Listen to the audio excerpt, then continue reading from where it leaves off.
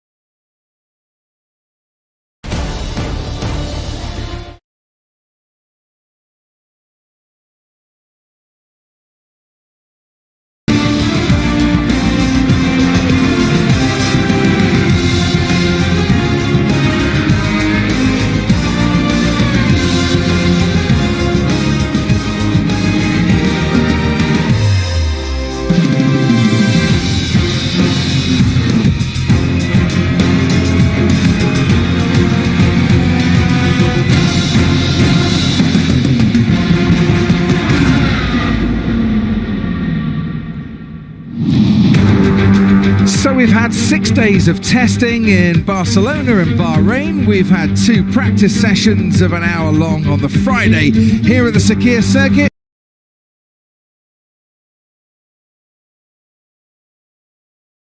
The final practice session before the first qualifying session of the season here at the Bahrain International Circuit, which by the time we get to qualifying will be illuminated by those 495 lighting posts. 3 DRS zones along the main straight up to the hairpin at turn 4 and the straight towards turn 11 that runs parallel with the drag strip here. Not much in the way of elevation changes, 15 metres or so for the tyres to cope with. The new tyres we've got 2. C2 is the medium, C1 the hardest, C3 is the softest, and they're 18-inch, not the 13-inch that we had last year. And the PSI, minimum starting pressures, have been raised by half a PSI overnight, so it's 23 on the front, 21 on the rear. What has happened overnight as well? Well, the wind has dropped a little bit, the temperature has got up a touch here, and the conditions a lot better for the drivers.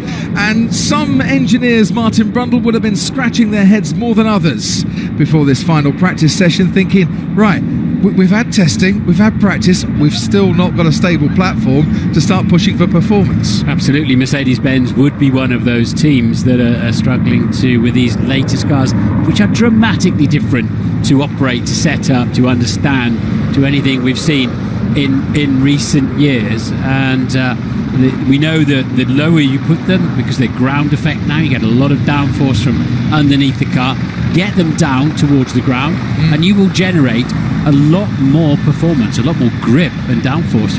But then some teams are getting this porpoising, this bouncing.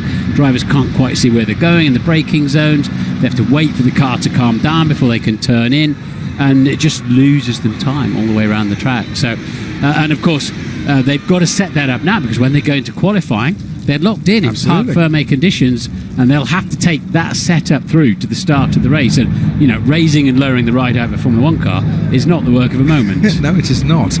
My mind is cast back to one of the team launches this season, where I was having a chat to a few aerodynamicists, and I said, how's your job changed this year? How have things changed with the new regulations? And they said, well, I think the biggest change, Crofty, for us is that there are less areas to fix things instantly than we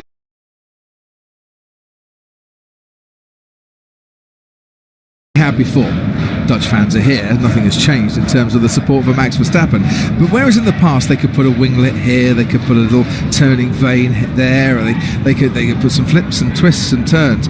Can't do that now, because it's rigid as to what areas you can work on. So it's a fundamental change to the aerodynamic philosophy. So if you have got problems now, it could take some while to fix. And it's all got to be done within the cost cap as well. So you can't just keep throwing new aero updates at the car every 5 minutes. You're going to have to think about it, get them right first time, and move on. And you're not going to want to build 6 front wings, for example, of a new spec for every race, because 4 of those might get thrown away because something better comes along, and you can't afford that within your cost cap. So teams, especially the bigger teams, are going to have to, I'm sure they will, find a new way of going about this. But we've got another race next weekend, so they'll look fast. But I think it'll take teams a half a season to really get on top and begin to understand what works and what doesn't work with these new cars.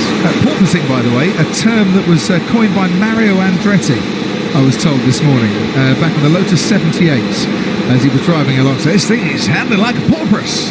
And it was Mario Andretti who came up with that phrase. And I just had this feeling, Ted, that we'd see Mario Andretti wandering into the paddock with an inflatable dolphin under his arm just to commemorate that thing. But that just could have been my mind going off at tangents. Morning, Ted. Morning, Crofty. Words I never thought I'd hear on a Saturday morning. Mario Andretti, inflatable dolphin. But listen, what I wanted to say to everybody was, if you haven't been, first of all, happy Saturday morning. Hope you're having a good one. And if you haven't been following us Formula 1 anoraks or us Formula 1 tabards over the winter, well, I was going to bring you right up to date in the space of about 10 seconds. We've had 6 days of testing, and we've had 1 day of practice here in Bahrain, and suddenly it's Mercedes who are off the pace. Red Bull are best, followed by Ferrari. So there you go. That's the state of what you need to know. So join us today. What do you mean If you've suddenly? had What do you mean suddenly is Mercedes off the pace? We've been saying it all testing and people haven't believed compared us. to wherever anybody left us in Abu Dhabi in December. December, they're just picking up. You know, people do have work, Crofty. They do have jobs. They can't watch us all in testing. All the stuff we do, 6 days and 3 days. The last 3 days live with you. That's what your Sky Martin goes for, and Ted. myself. Wherever you are, you can take Formula One with you. Ordinary lives, normal lives, not us anoraks like this. They need to keep up. I think they're just settling into their sofa on us Saturday. Maybe the kids have gone out to the shops or whatever. They've got a bit of peace and watching the Formula One for the first time since December. Well, welcome back. And it's these guys, Ferrari, who are going to be in competition for the win this weekend. Yes, you heard it right. Having been nowhere for ages, Ferrari are back, or Ferrari is back, you could say. So will it be Carlos Sainz, who had a dreadful day yesterday, really subpar compared to his own high standards, or Charles Leclerc in the garage next door, who had a much better day, really showed what the car could do. So yeah, that's one of the many stories up and down the pit lane. One that I'll be following today is, has Carlos Sainz's act been gotten together already as he tries to figure out how to do up his race suit? There you go, Carlos, you got it. Hold on. Don't need an inflatable dolphin for that, Crofty. You don't. Ted, Hello. is it very windy where you are? Is it? I don't know, I'm asking, is it? No, it's much less than the sandstorms we had 3 days ago, and then the gusty wind we had 2 days ago, and the slight breeze we had yesterday. It just now sounds- it's just... It sounds like it on your microphone, to be is honest. this leading to a joke about hot air, or...? No, Okay. there's no hot air gags when okay. you're around. No. It's a light breeze. A light breeze. Lovely. Sounds more like a bit of a gust to me, Martin Ruddle. Yeah, there's some background sound, isn't there? Somewhere. I don't know if it's transmitting to home. But yeah, they'll need to get some laps in today, get an understanding, further understanding of these cars, full tanks, low tanks, all the usual stuff. Understanding, I mean, they're much stiffer now, the suspension, because you want to keep the car close to the ground. None of this rake where the back end of the car is super high in the slow corners.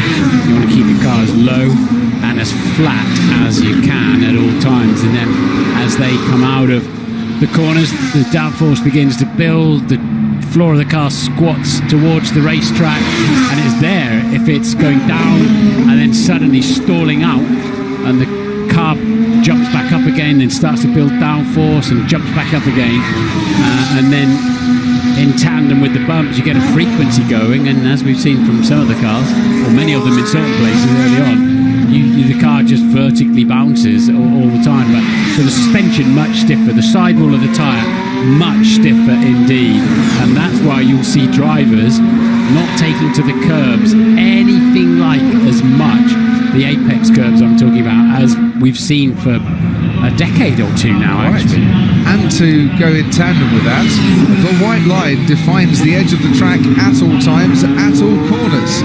So from now, to avoid exceeding track limits, the drivers can't do what Valtteri Bottas did there. Not allowed to go over the white lines. That, in theory, would get your lap time deleted under the instructions by the new race director, which is Niels Vitic here.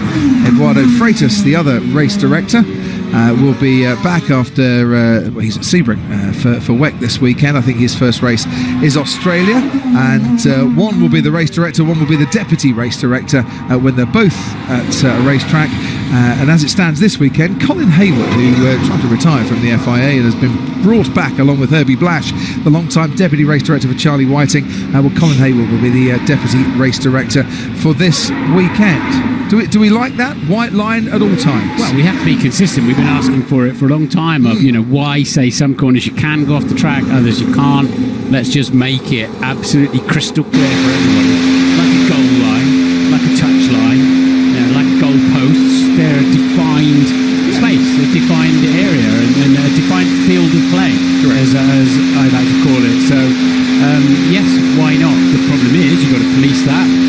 And then does it just become too tedious if drivers are... but, as we've always said, if it wasn't faster, drivers wouldn't be out there. Or they're making mistakes and getting away with it. So let's tidy it up. And as we've also always said, if it was crash barriers, they wouldn't be running into them every lap. Won't be a problem in Jeddah going over the white line. The concrete blocks will be very near to the drivers. I also heard rumour that race control will be expecting drivers, if they do gain a position by going off the track or gain an unfair advantage in that respect, they'll be leaving it to the drivers and the teams to sort it out themselves without any instructions from race control. I'm not quite sure how that's going to work, to be honest, because why would you instantly give a position back if you don't have to? Because it might be that you don't have to. Yeah, that's where the stewards normally would come in, isn't it? Yeah, but apparently that's not going to happen. really, Yeah, it's going to be left up to the teams to sort it out themselves. well, that's not going to work, is it? Because if in doubt, don't give the place back. Yeah, quite. We'll see how that transpires. Kevin Magnussen has returned to Formula One in place of Nikita Mazepin at Haas. Can't believe the transformation, he said, at the team from when he was last with them. Things are looking very good down at Haas. 8th and 10th yesterday in FP2. I caught the word with Gunther Steiner this morning. He was in a very buoyant mood. They said, look, we understand the car a bit better now. We've had reliability. We've lost a bit of running and testing because the kit didn't turn up on time. But we've not really worked on performance much yet. We've just been getting the reliability all sorted, suggesting maybe that there's more to come in that Haas. We're going to see some surprises this weekend. I have absolutely no doubt about that. Some this afternoon, qualifying, and during the race. And what I'm also hearing is when you get down, because with this new E10 sustainable fuel, 10%, like you get in your pumps at home, certainly in the UK anyway, Yeah. and around Europe, it might not be quite as stable when it gets super hot in the car, in the fuel tank. And so reliability is going to be a key. We've seen bits and pieces flying off from one cars all through the test and the race, the early part of the race weekend in FP1 yesterday. Bits and pieces flying off. The Alpine lost a sidepod, for example. Bit came off the Mercedes. So the McLaren had heavy braking issues last week. And a water leak yesterday for Daniel Ricciardo, and his car's still being fixed.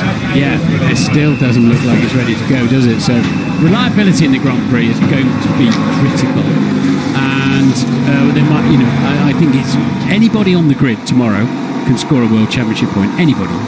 I certainly think that might be the case. Right, Valtteri Bottas is not at Mercedes anymore. He's down at Alfa Romeo. We've sent Damon Hill down to the garage to have a little look-see. Damon, come in. I'm here, yes, thank you very much there, David. I'm standing at the back of the garage trying to keep out of the way, and here I am looking across at this interesting setup we've got here, because we've got a guy who's got so many miles experience with one of the best teams over the last regulation period with the hybrid era in Valtteri Bottas, and he's come to Alfa Romeo, the team that, don't forget, won the very first Formula One World Championship, and they look quite comfortable, although he's had this is sympathy corner, I think that Ted called it for Valtteri, because he had a few problems yesterday, and he's back in the garage and he's crossed the white line, and he's been told off by Martin Brundle for crossing the white line. So it's not been a great start so far, but I'm sure that they'll correct all that. I've got high hopes for Valtteri here in this garage, and but it's a tense moment where they're just sitting around checking everything, and he's not actually done any performance runs as far as I know. You've got the lap times, I can't see him from the garage. Valtteri's put a 1:38.8 on the board, just the one-time lap for him so far. Thing is, Damon, we did kind of speculate that Valtteri Bottas and his brilliant run of always reaching Q3 might come to an end with his move down to Alfa Romeo. Not since Abu Dhabi 2016 has he last been knocked out in Q2. What's the hopes today, do you think? Can he make Q3? Well, he's got a good power unit, hasn't he? He's got the Ferrari power unit, and I don't know. I think they looked reasonably good in testing, and I just don't think they've had a chance to show what they can really do yet. So don't count your chickens there too soon, David. Thank you ever so much indeed. Monaco 2015 was the last time he got knocked out in Q1. We got 10 minutes done of this practice session, and not much work has been done, to be fair. Valtteri Bottas and Zhou Guanyu are the two drivers with a time on the board, just 4/100ths of a second between the two Alfa Romeo drivers. We've seen laps from Mick Schumacher and Kevin Magnussen, Lewis Hamilton, George Russell and Lando Norris, but the rest, where are the garages?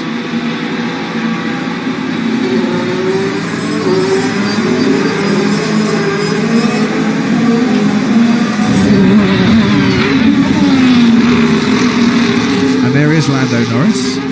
making his way out onto the track with apparently a new front wing, Martin, for this particular session. Let's see what that can do for him. So the wind has died down a little bit. We've got 8 metres per second. It's been ferocious Wednesday, Thursday and Friday.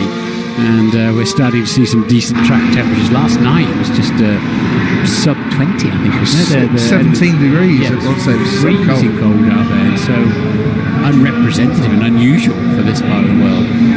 So they've got some slightly more representative temperatures. But of course you won't be seeing a 38-degree track temperature come qualifying on the race, which are both twilight. So view from the cockpit looking at Nico Hulkenberg, who was in bed back home in Monaco when the phone rang, and it was Mike Crack on the phone saying, yeah, Nico, what are we doing this weekend? Fancy a drive? Sebastian Vettel testing positive for COVID, and we wish him all the best and hope he'll be back in Jeddah. But there was a seat going, and Super Sub to the rescue once again. And he was saying that it was just an overload of information yesterday because whilst he'd done a bit of the sim, he hadn't driven one of these cars at all until Grand Prix weekend. Yeah, I don't know how they cope with the steering wheel, all the stuff to do between corners. I tried to do it when I've driven 3 of these hybrid cars, and obviously haven't driven these latest ones, but the very, very latest ones, but your brain just melts trying to do a few things. The wind direction similar to P2, a little bit gustier. Should be a headwind into the first turn, which it is, which helps braking. Yeah, rather affects the porpoising going down that main straight. So we can see a difference. Somewhere like turn 2, where last year's cars would have been absolutely nailed onto the racetrack, the drivers are having to be a little bit circumspect. But the high-speed corners, the fast corners will be faster, the slow corners slower. Cars heavier as well, so more mass to turn. And they can look a bit ponderous, particularly if they're burning out their front tyres on full tanks of fuel. Down into turn 8, rotate the car. It didn't really rotate that well, I must say, because the sooner you can get it in a straight line, the better, basically. And what these new tyres don't like to do is to brake and turn at the same time, particularly, or turn and try to accelerate with your rear tyres at the same time. Onwards it goes towards turn 11. And courtesy of Mercedes, the information is that turn 12, where we're at now, 150 miles an hour, roundabout, 7th gear. This time last year would have been about 164 miles an hour, just to give you a little example of the slower cornering speeds for 2022. But the hope is, well, we might have lost a little bit of speed, but we might have gained a lot more close racing. Can't wait until tomorrow where we find out whether that's true or not, as Nico Hulkenberg goes to the top with a 137.5 on the medium compound tyre, and Norris replaces him.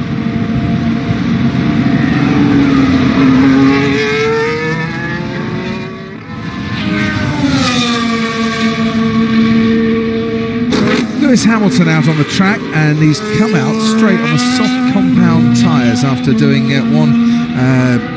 one stint, a little sequence of laps on the hard tyre. It's the soft tyre now for Mercedes, so trying some performance runs early on in this P3 session already. You can see the car starting to bounce a little bit, 134.2 as he crosses the line. What I would have liked to have seen, Martin, was the early stages of that particular run. That's just bumps on the track. And we're all waiting to see, can Mercedes get a handle on the porpoising issues that have been affecting them. Norris and Hulkenberg on the medium, second and third fastest so far. And we've got Carlos Sainz now out on the track, and George Russell too in the Mercedes. And Russell, like his teammate Lewis Hamilton, also on the soft compound tyre, which is quite significant. Mercedes have decided to do some soft tyre runs at this stage of a practice session. Yeah, I think it's quite clear that the C1, C2, C3 tyres are a little bit hard for this event. Especially, they're probably trying to guesstimate how fast the car will be, how much grip there will be, how much downforce. The problem they've got, and that's why the tyre pressures have gone up as well, will be super high-speed corners like turn 12, for example, relative to the rest of the track, at least, where you're putting a lot of load in the tyre. And Pirelli will want to be cautious on that. They're only racing with a themselves in reality. Oh, we were going to hear from Nico Hülkenberg for a moment. Bottas also on the soft tyres. Fairly neat through there. The Alpine now is working well. Stay left, ready for the right-hander at the top of the hill. The brake a little bit late because you're into a hill, and this is where they wander to the outside, off camber there quite heavily, and we stay in bounds. 6 a little left-hander, and 5, then 6, then down the hill to 8. Very easy to lock a brake into there. You really want to get the car turned, then you can pick up the throttle ever earlier. Any porpoising from your side, or okay? No, don't think so. Well, that's exactly what the engineers would want to hear from Nico Hülkenberg on that one. Here's Bottas down towards turn 11. DRS wide open. The gap does look a lot bigger with these new wings. It does, doesn't it? I think we still need them. We still need DRS, but it does seem as if the cars are able to follow a little bit more closely. We won't really know until tomorrow. We saw a little bit of jockeying around, didn't we, during the testing? But your main job when you're out there for the engineer and the driver is to stay away from other cars, isn't it? Yeah. Free practice and especially qualifying, of course. We might pick up a little bit of a tow if these tows do exist these days in Formula 1 from Charles Leclerc ahead of him. Bottas goes second fastest, about 3.5 tenths down from his former teammate Lewis Hamilton. Let's quickly go down to Ted, down the pit lane. Ted. So what are we, 17 minutes into the session? Just now have McLaren finished the repairs to Daniel Ricciardo's water leak that started in free practice 2 yesterday, Crofty. They didn't break the curfew. They didn't want to. They've already broken one of their curfews for this year. They get 6 jokers before they start to get any kind of penalties.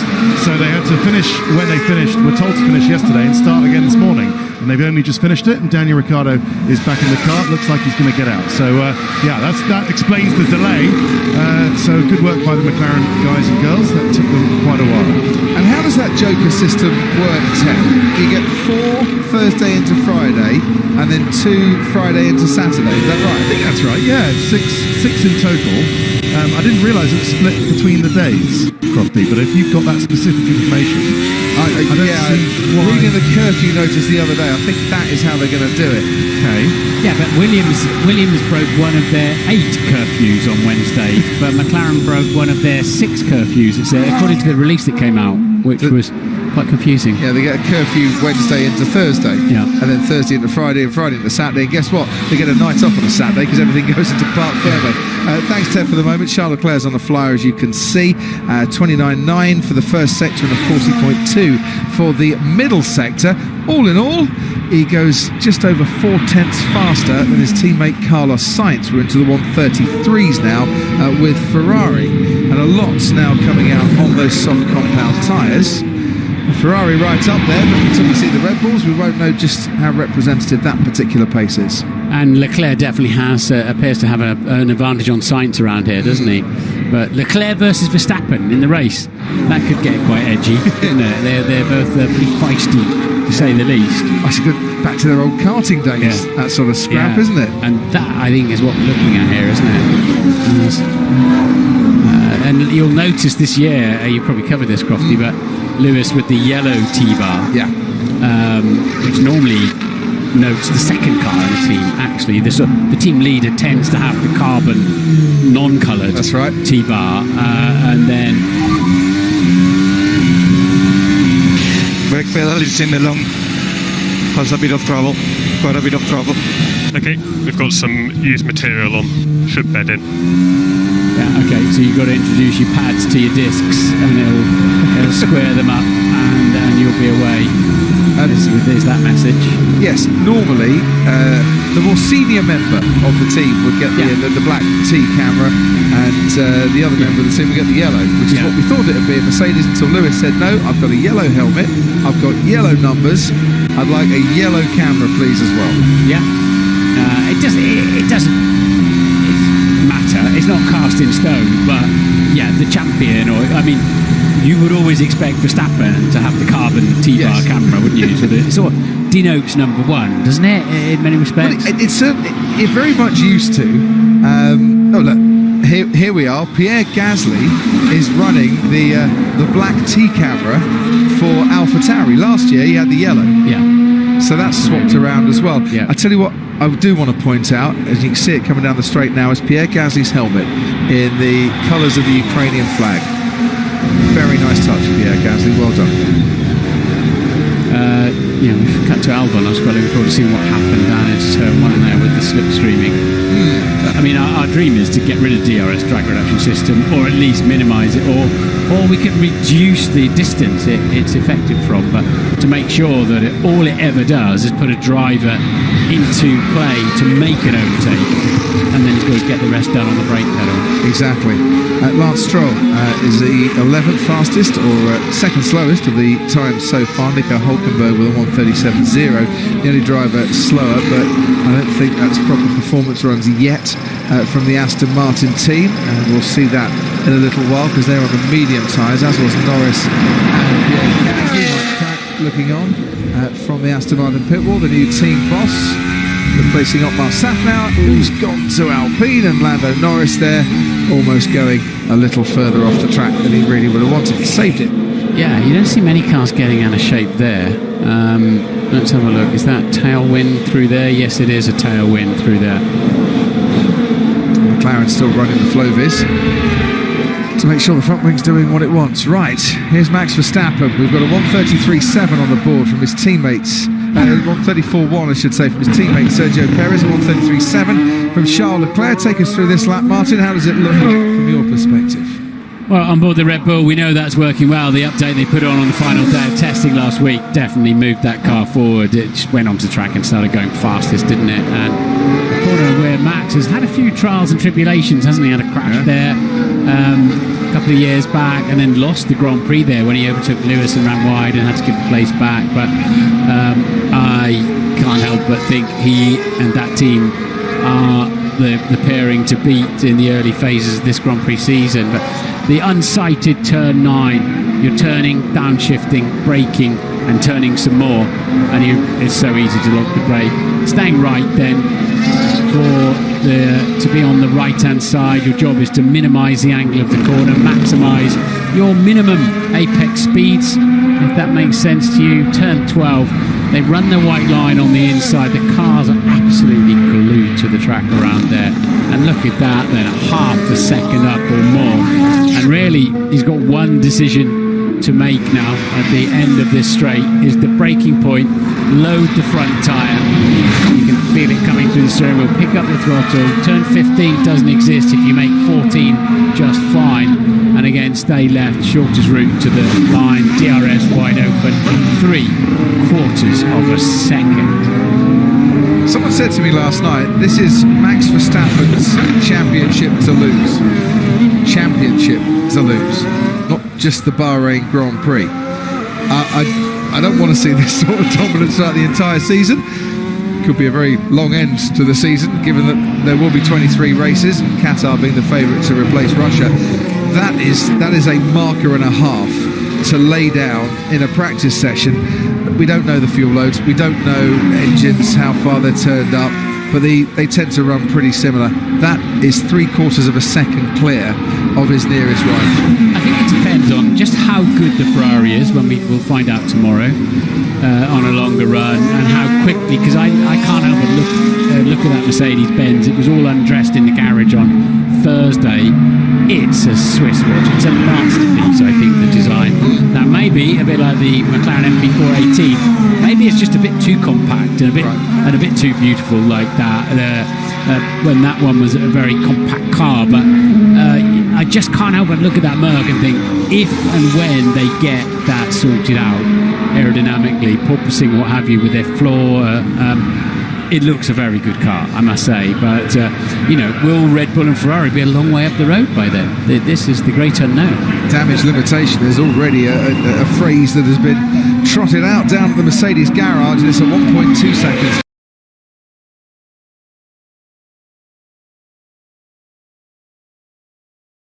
Gap between Verstappen and Hamilton.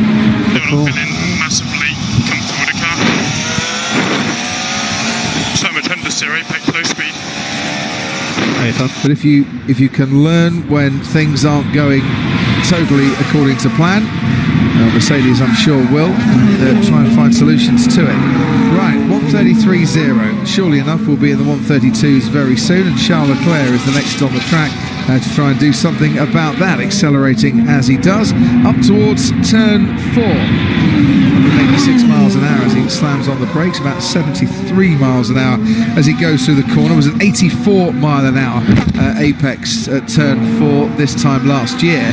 But already through that first sector, nearly half a second off the pace. The Red Bull powertrains were running well yesterday. Gasly was fastest in FP1, Verstappen was fastest in FP2.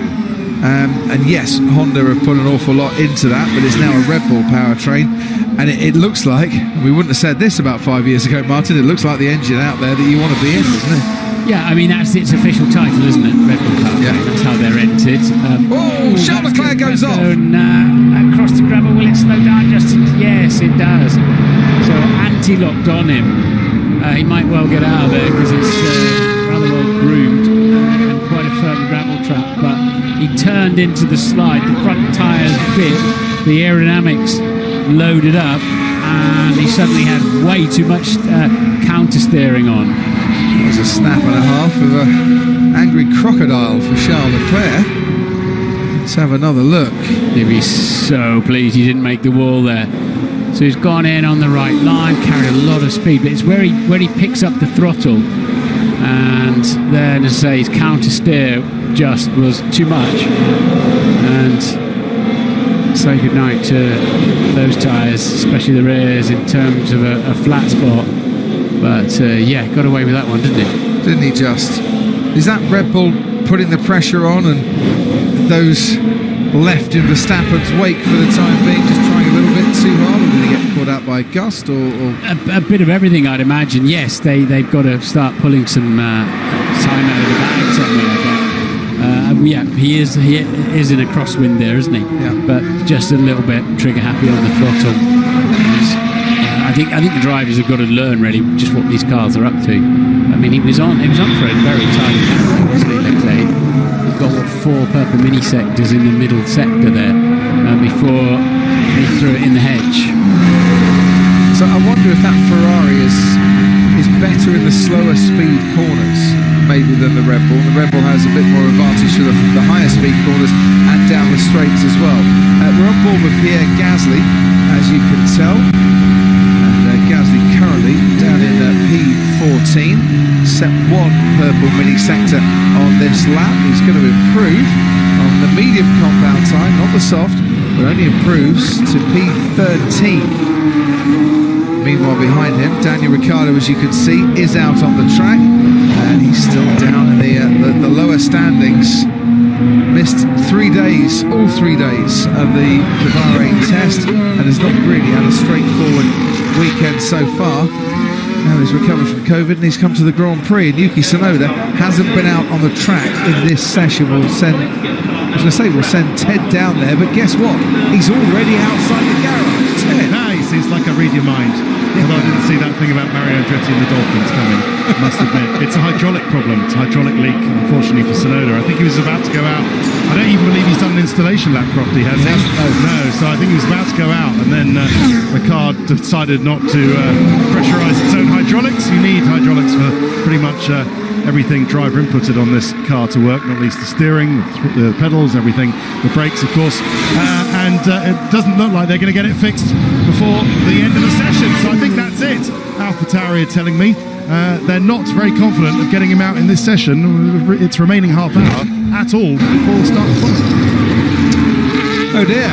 That's not good for Yuki Tsunoda. At least his reprimand yesterday that I forgot to mention, Crofty. You already picked up a reprimand yesterday. Not only did Yuki get a reprimand for holding up Charles Leclerc, but also Lance Stroll got a reprimand for cutting in front of Yuki Tsunoda, and was blamed for that particular incident as well. They were a little busy in the steward's room last night, but reprimands dished out to Stroll and to Tsunoda, who of course scored points on his Formula 1 debut here 12 months ago, 65th driver to score points on debut in Formula 1. Here's Carlos Sainz, who made his way through turn 12 maybe with a bit of caution, but certainly an awful lot more straightforwardly than his teammate. Yeah, he got a little bit wide in 11 and then had to navigate around the McLaren. And so it's not going to be the most stellar Ferrari lap in this session. He's 4/10 down on his teammate in the middle sector. And as he crosses the line, it's a personal best for him, but he remains 1 second, just over a second off the pace with his best lap. So Sainz up there, but a chunk behind his teammate still, and Charles Leclerc. But we've got these outliers again, haven't we? Kevin Magnussen up in 6th in the Haas. Well, are they outliers anymore? Well, that was a quick work. No, this was what I say. That. I cannot turn the steering. There's something wrong. Okay, we are checking the car. Something smells like oil. I thought that was remarkably quick to get the car out, but that's the replay. But yeah, so your steering goes, your throttle goes, gear shift, and it's a big job to sort that out as well. Powered by AWS. Here's some corner analysis at turn 4. You can see the speed that Hamilton is carrying into that corner, as opposed to Charles Leclerc. Through turn 4, Hamilton has emerged from it, Martin, just a little bit faster. Yeah, that looks puzzling, because you'd expect it to be the other way round. Yeah, but he's Leclerc's just braking a lot earlier, probably carrying a bit more minimum apex speed and gaining a bit on the way out, but that's a chunk of time. Talking of chunks, I think we're cleaning up chunks from the cockpit of the Ferrari at the moment of gravel. When Charles Leclerc went off, I'm sure it kicked up a few stones. Just to go back to your point very quickly, Martin, Kevin Magnussen 6th. I don't think they are outliers at the moment. I think Haas are a top 10 team, with Mick Schumacher 9th fastest as well. Valtteri Bottas for Alfa Romeo 8th fastest. I think they've got pace for points this weekend. Let's head to turn 2, shall we? Nomi Schiff is with us for this season at Sky Sports F1. Welcome, Nomi. You get the plum job of standing trackside and looking at Formula 1 cars. Yeah, I can't complain too much. I've been enjoying myself. I've been out here for about 10 minutes now and really trying to analyse the tendencies of the cars on track at the moment. And what I have been noticing is that there seems to be 3 general tendencies amongst the field. And the first scenario is a couple of cars who aren't really able between turns 1 and 2 to keep the power down right through. The other tendency is some cars tend to power right through turn 2, but then have a very snappy oversteer towards the exit. And then you have the likes of Ferrari and Red Bull who just seem to be smooth sailing all the way through. Martin Brundle nodding his head while he was saying that. Is that what you were seeing yesterday when you were down at turn 2 as well, Martin? Yeah, definitely. It's quite a critical one, and it used to be flat out, but now some cars can make it happen, and others can't through there. It'll depend on fuel loads and getting the early pedal right. But yeah, absolutely. You can see there's no running hiding from your car. The fronts were gone after 4 corners. The fronts were gone. Wow. Not what you'd expect, given that the C3, the soft tyre, was the medium for the test, and had been beefed up a bit by Pirelli with their minimum starting pressures. Yeah, that tells you the Williams is really working its tyres very hard indeed. His front tyres, generally front tyre deg. We're looking at a 2-stop race. Front tyre degradation looks like it's going to be high with these cars. They understeer a lot. They're 798 kilograms, and in the slow corners, the ground effect is not as effective, and they're pushing on. And we heard George Russell talking about it as well in the Mercedes with the understeer, the front pushing across the road. Don't think we're going to object to that either. A 2-stop race, I think, is more preferable to a 1-stop race in general, because it just allows a bit more strategic thinking. It allows for a bit more cleverness from the pit walls. We'll see. Yeah, it's only my opinion, but my experience is that marginal 2-stoppers make a great race. Where is it a 3 or is it a 2? Followed by marginal 1-stoppers, where can you get through on 1 stop or not? So there's some jeopardy at the end of the Grand Prix. What you don't want is, like we had from time to time, like 4 stops with a way to go, and there were more cars going down the pit lane than the pit straight most of the race. Right, Lewis Hamilton about to start a flying lap. And, well, let's just have a little look at this. Look, that looks better for the porpoising. It's quite low as well. You can tell by the way it's sparking down the straight that they have lowered the ride height of the car. And you're right, it wasn't leaping about quite as much as I expected, given that it was, halfway down the straight, it was already down on the day. So that's got to be a plus point then for Mercedes, because to get rid of porpoising as best you can, raise the ride height, but then you lose the performance. And look, Hamilton, through the first sector, has gone quickest overall, which backs up what you were thinking there, Martin, that they're running it quite low. Yeah, when I saw it halfway down the pit straight, sparking away, I thought that's very low. We'll see some porpoising, and it didn't. So have they found a little tweak on the floor? Oh, a bit of a handful on the exit of 10 there. Back end sliding as he tried to pick up the throttle, and that's a great first sector from Lewis. It sort of matches Verstappen, doesn't it? Let's see how the tyres hang on through the lap. It's a very long middle sector of around 40 seconds, and he's just slipped a 10th there, but this is far and away the best we've seen the Mercedes, isn't it? There's never a bad time to put in a good lap, but this is a brilliant time to put in what could be the best lap of practice and testing ahead of the first qualifying session of the season for Mercedes. And for all their prophets of doom, Lewis Hamilton has just produced a lap that is 8/100ths of a second off Max Verstappen. Now, we would come into the track today thinking there might be 8/10ths of a second between Max Verstappen and Lewis Hamilton. Based on everything we've seen so far, have Mercedes cured their problems in the nick of time? Well, we'll only find out in qualifying, but that is very encouraging. It is, because in the final day of the test, they were porpoising, bouncing on parts of the track. Other cars didn't even move. They were unquestionably the worst car for it. So my eyes opened, broadened there as basically as he scratched his way down the pit straight and then didn't leap off the track towards the end when he hit the bumps. Just see a quick replay of some of this lap. This is going through turn 4. Little snap there. There's a few cars have looked like they've wanted to drift out further wide, and the drivers have struggled to keep them within the white lines. And that one probably was the same, wasn't it? Yeah. You always got to see all the angles, though, especially with such wide tyres. I mean, the track front and rear is the same, 2 metres, depending on.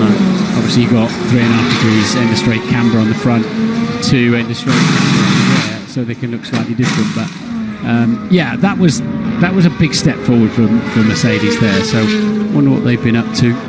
So, Mercedes make a step forward. We'll wait and see what Red Bull have to respond with, what Ferrari have to respond with. But as it stands, with 21 and a bit minutes to go, Verstappen leads Hamilton by 8/100ths of a second. There's a gap of 7/10ths back to Ferrari, Leclerc and Sainz. Perez down in 5th.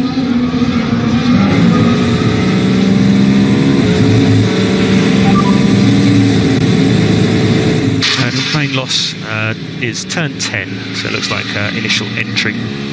Just pushing that a little bit too much. That's to Verstappen. Yeah. How much was lost on the exit there? Yeah, 1.5 tenths. 1.5 tenths. Separated by less than 2/10ths of a second. Yeah. Russell's car was porpoising, was bouncing a little bit more.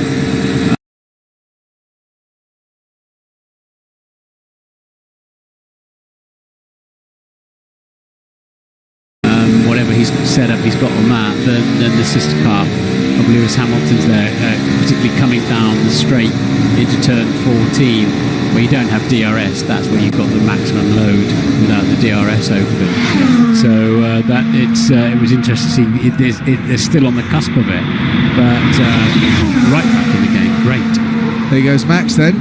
First, big lock up there for Max Verstappen. Normally under braking into that first corner, it's been plain sailing for the Red Bull as he backed off a little bit. Yeah, he backed right off because by running wide with the brake lock up, he then put himself out of position really and got a little bit squirrely. So we surmised, didn't we? Did Max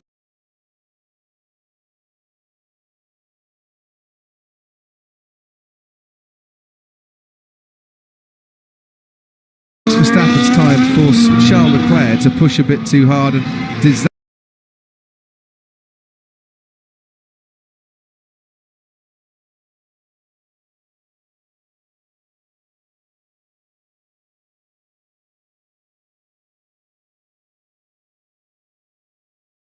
why one of the reasons he might have gone off the track, as George Russell's time for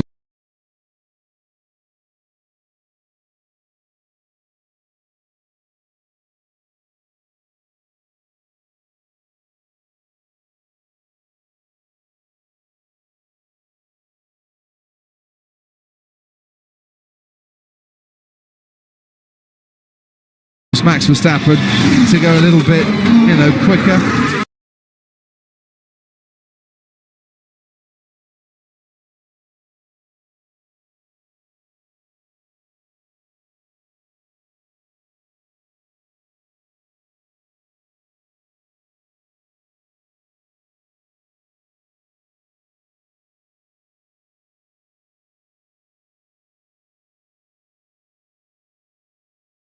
India's first ever digital makeup reality show. I think enough for the build-up. Get ready!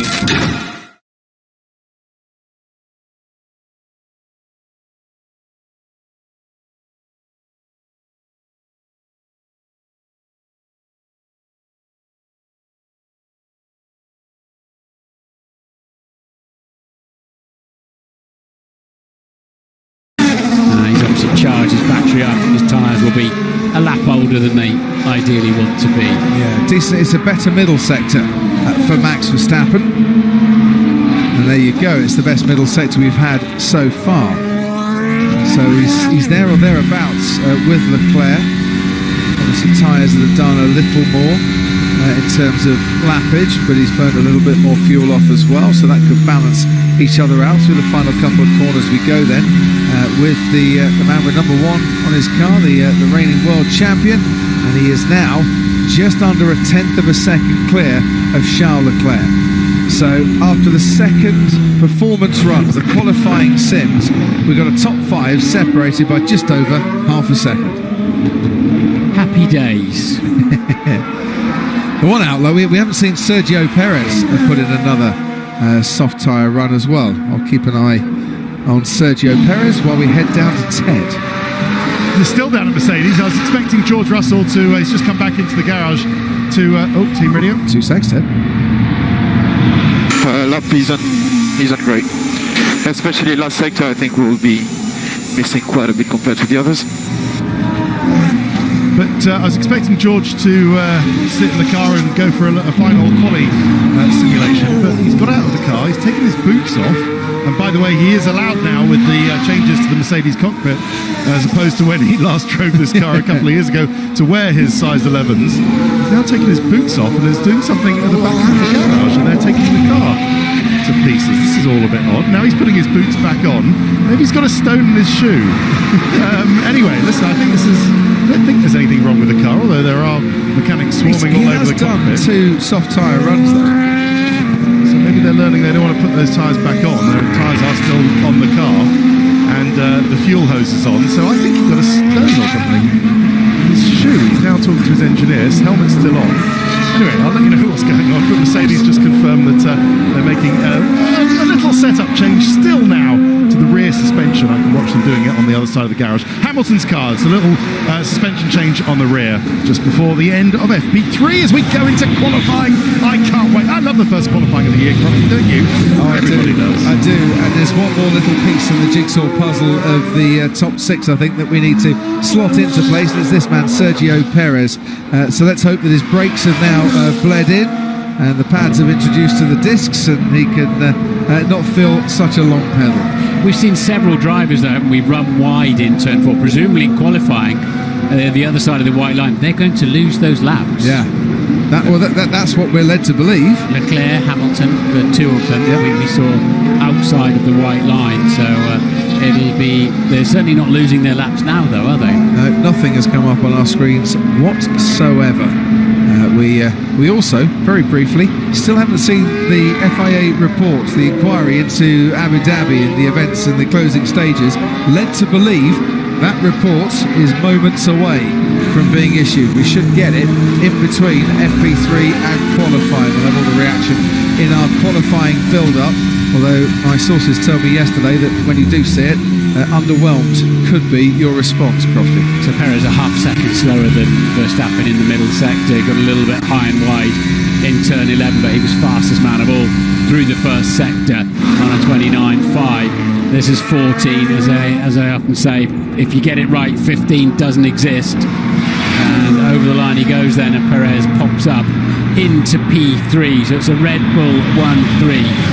And then you've got Russell in there, you've got a Ferrari 2.5, Mercedes 4.6 at the moment. Now I dare say that is still not a bad lap for Sergio Perez, who at times last year was a long way off Max Verstappen and knew that when it came to qualifying and single lap pace he needed to improve, and that 2.5 tenths down, it isn't a bad fist of it just yet. It's not. Don't forget Max had to start over, didn't he, with his lap, so he didn't have the tyres in absolutely the optimum place, but nonetheless, and I think we saw Sergio lose a bit of time in turn 11 as well, so he tidies that up. But also, I was going to say, Mike, it probably shows you with that 29.5 in the first sector, if Max had got that right, how much better his time could have been. Yeah, and Lewis, we know, lost a tenth and a half, but that would still put him about fourth with Russell coming out of turn 10, is what Bono said to him. So, yeah, Mercedes definitely back in play. What's this all about? Look at that front left tyre. Doesn't want to come off. We're going to see some of that, aren't we? Yeah. So the crews have been very hard at work throughout the winter practicing pit stops, but I'm told they can't practice for as long as they used to because these tyres are that much heavier and they get tired. Yeah, you're deadlifting a big lumpy 23 kilos and you're going to have to slot it between the wheel brow and you've got the wheel cover on the front for good measure and then get it onto the spindle. It's a heavy old thing to be throwing around, especially under pressure in a Grand Prix where your corner might win or lose the Grand Prix. Yeah, quite. The wheel brows that you can see from the view on board with Lance Stroll are not necessarily affecting the pit stops. They're not really getting in the way. The fact that the cars are heavier, are causing a few issues for the team, not least on the rear jack. So on board with Lance Stroll, Max Verstappen with a 1:32.5 has the fastest time. It was a 1:31.9, wasn't it, last night in conditions similar to qualifying. Hamilton was 1.2 seconds off the pace then. At the moment, Lewis Hamilton is just over half a second off the pace. This has been a very productive FP3 session for Mercedes. Lance Stroll right at the end here pops the Aston Martin up into the top 10, and we haven't really seen performance runs from Aston Martin in testing or in practice sessions so far. They do feel that there's a bit of potential in that car that they're yet to unlock or have the chance to, because they've been working on race pace. Either way, back to Verstappen and Hamilton. If that is to be the championship battle once again, as it proved to be last year, Mercedes have made great inroads into their deficit here this afternoon, but they've still got a long way to go. And, well, you'd have to say McLaren, maybe maybe Aston Martin and Williams are all struggling a little bit. We haven't seen much, have we? Look at Alonso and Ocon right down the back as well. That car's shown a bit of pace. The Alpine from time to time. So let's see how it all shakes out. But only 5 to go. Yeah, it's shown pace so far. I think in terms of McLaren, their issue with overheating brake ducts forced a quick fix and an interim fix as Hulkenberg goes 11th fastest. Don't forget, last time we saw Nico Hulkenberg at a racetrack called up as a last-minute sub of the Eiffel Grand Prix, where he qualified last and he finished 8th. Yeah, don't discount that man out. Yeah. Oh, what's happened here? And he's matched the. That was nice. I don't know why the Ferrari just didn't stop and stay stopped. The stewards have noted this. I don't know why Carlos Sainz got going again, really. Well, you're just following whoever's in front of you, telling you can't see out the side of them. You can't turn your head because of the hands device and the headrest pillow thing, and you've got the straps on the hands, right? And you just can't see out the side of them anyway. Oh, that's bouncing, isn't it? Yeah, there's no doubt about it. Russell's car is worse. than Hamilton's car in terms of focusing. And would that make sense to still be running them with slightly different setups? I'm sure they're trying all sorts of things. You know, the Mercedes had to play catch up, and I'm sure they're trying all sorts. But we'll have to see Lewis's car again, won't we? And see what that's got going on the bumpy bit. So look at Mick, fastest of the middle. Fastest in the middle sector, is that right? Yeah, it is. He's set a few purple mini sectors as well. Kevin Magnussen is also going quite strongly in the middle sector. You know, when we all went home in the test and then Kevin Magnussen popped up with the fastest lap of the day, he's not going to do that, but he's going to save his best very much till last. Mick Schumacher crosses the line, 14th fastest overall. Maybe a bit of porpoising going on here with Magnussen as he makes his way through the final couple of corners, but this could be top 10 for K-Mag. Let's have a look as he crosses the line. Goes 7th fastest, and do you know what? On his return to Formula 1, if he can qualify P7, it'd be a very happy bunny there. Gunther Steiner says, yes, well done. Even Gunther will be happy, perhaps. I went to see him today. He was smiling, just. His swear box is going to be somewhat thinner this year, isn't it? No, trust me, he was still swearing. But he was doing it with a smile on his face rather than a scowl. Yeah, Hulkenberg's done a good job there. He's matched Lance Stroll's 33.9 in the Aston Martin.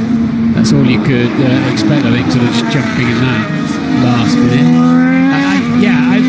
Mick was showing as but he was 7/10 off in the middle sector on Verstappen, but he was showing like a purple middle sector, wasn't he? Yeah, I think he did have a great first sector, did Mick. Yes, Gasly's going to go for a late run here. His teammate Yuki Tsunoda, because of a hydraulics issue, not getting any time on the track in this final final practice session ahead of the Bahrain Grand Prix as we look to qualifying. Well, seems to me, Martin, that drivers can make a difference, will make a difference, and whilst Red Bull still have the best car, the margin that we've seen here isn't quite as large, so that might just put a bit of pressure on Verstappen and Perez as the stewards are going to look at that incident involving Sainz and Alonso. They're going to investigate it for unsafe release. Which would be a fine for the team, wouldn't it, rather than the driver or any kind of grid penalty, I'm imagining, or I can't imagine they can reprimand the driver following the instruction, but we'll find out. They shouldn't. Red Bull, but by not a lot. Do you think that's genuine in the times? Ferrari got a chance of the upset? Yes, they have. I think everybody was delivering pretty much their potential there, and I'm just really happy that Mercedes look like they're somewhere at least near the pace. Because as you said, it looked like they were. Lewis is 3/10 ahead of Magnussen, mind you, but. Whatever they've done, taking some fuel out. Now that looks like a lap that will get disallowed to me. Oh, now is Fernando looking for someone behind him? No, there's no one around him at the moment. Has he got problems? Well, he's not going to make the start of the lap anyway. He's not. He's going to come round the corner to see a bunch of red lights. Yeah, he's looking to see Lando Norris go past him. Slipstream. Anyway, he's going to get nothing, unfortunately, because he's just going to see 5 red lights. But he'll want to be out there because he'll want to do a practice start on the grid. Mick Schumacher's at another excellent middle sector, so it seems here. But he hasn't, has he, on the timing screen, which is why he hasn't popped up into the top 10 so far. Yeah, I think the colours on the graphics were just a little bit awry. Mick crossed the line at 1:34.3 with that lap. He'll want to be out on the track, Alonso. As the reason why they're all out on the track now at the end of the session, they get a practice start on the grid at the end of it. Yeah, difficult then. So neither Alonso nor Ocon in the Alpine went for a quick lap. No. Well, if they did, it was pretty slow. Well, Alonso, he might have done. Alonso was a couple of tenths off Daniel Ricciardo. He's a K-Mag crosses the line. Can't improve, but a 1:33.8 for his final lap. Yeah, McLaren, interim fix on those brake ducts. It needs a better fix, I think, in terms of where their performance can be, because the overheating issue has caused them to really slip down the pecking order. What an intriguing final practice session that was. When the cars go back out onto the track, it's going to be time for qualifying, and the first qualifying of the season. The race for a first pole position of the season. Does Max Verstappen want to take pole this season? Because recently, the odds have been that whoever finishes second in the first race goes on to take the championship. And well, pole might be an advantage to go on and win it, but does he really want it, or does he want to go with the odds? Who knows? So the sectors were topped, sector 1, 2 and 3 by Perez, Verstappen and Russell. And the speed traps were topped by Magnussen, Verstappen, Alonso and Leclerc. So that's a nice mix, isn't it? Isn't it just? I think this could be a really good grid if this was qualifying. Verstappen, Leclerc on the front row. Tasty little scrap between those two. Perez and Russell getting together on row 2. Sainz and Hamilton. And when Hamilton starts a little bit off the front, that can normally lead to some decent battles, especially for a man who says he's going to get his elbows out and be a more aggressive driver in 2022. Magnussen and Bottas on row 4, Zhou Guanyu and Lance Stroll on row 5. The wheel spinning going on from those starts. They normally like to just drive away without any wheel spin at all if they can get away with it, but a lot more mass in these tyres. Completely different rear tyre, much stiffer suspension as well, which is going to hurt your traction away from the grid. George Russell qualifying best of second on the grid. Is he eyeing up a front row or a Verstappen Leclerc just a little bit too far away?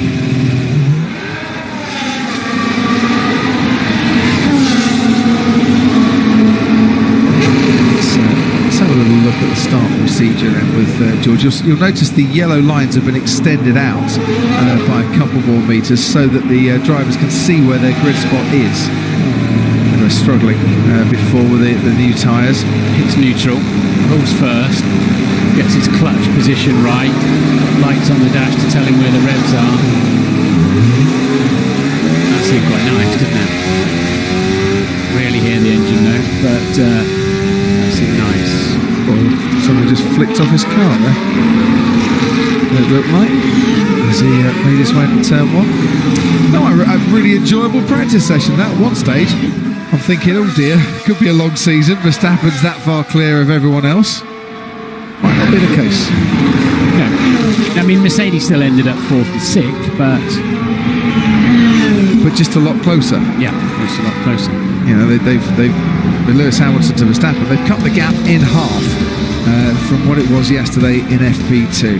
Verstappen, fastest overall from Charles Leclerc, with Sergio Perez 3rd quickest. George Russell, just under 4/10 off for Mercedes. Carlos Sainz, 5th fastest, never started in the top 6 here in Bahrain. Lewis Hamilton certainly has done in the past. He was 6th fastest, the man who's had 3 poles here at this track before. Kevin Magnussen on his return to Formula 1, 7th fastest ahead of Valtteri Bottas, Zhou Guanyu and Lance Stroll. From McLaren, still a few struggles. Nico Hülkenberg, if he can qualify 12th, that's a magnificent effort. AlphaTauri look a bit off the pace. Yuki Tsunoda didn't get a lap time in. They weren't really pushing for performance down at Alpine either. Albon and Latifi, the 2 Williams drivers, towards the bottom. We have finished testing, we finished practicing. It's time to go qualifying for real. Join us when the cars come back.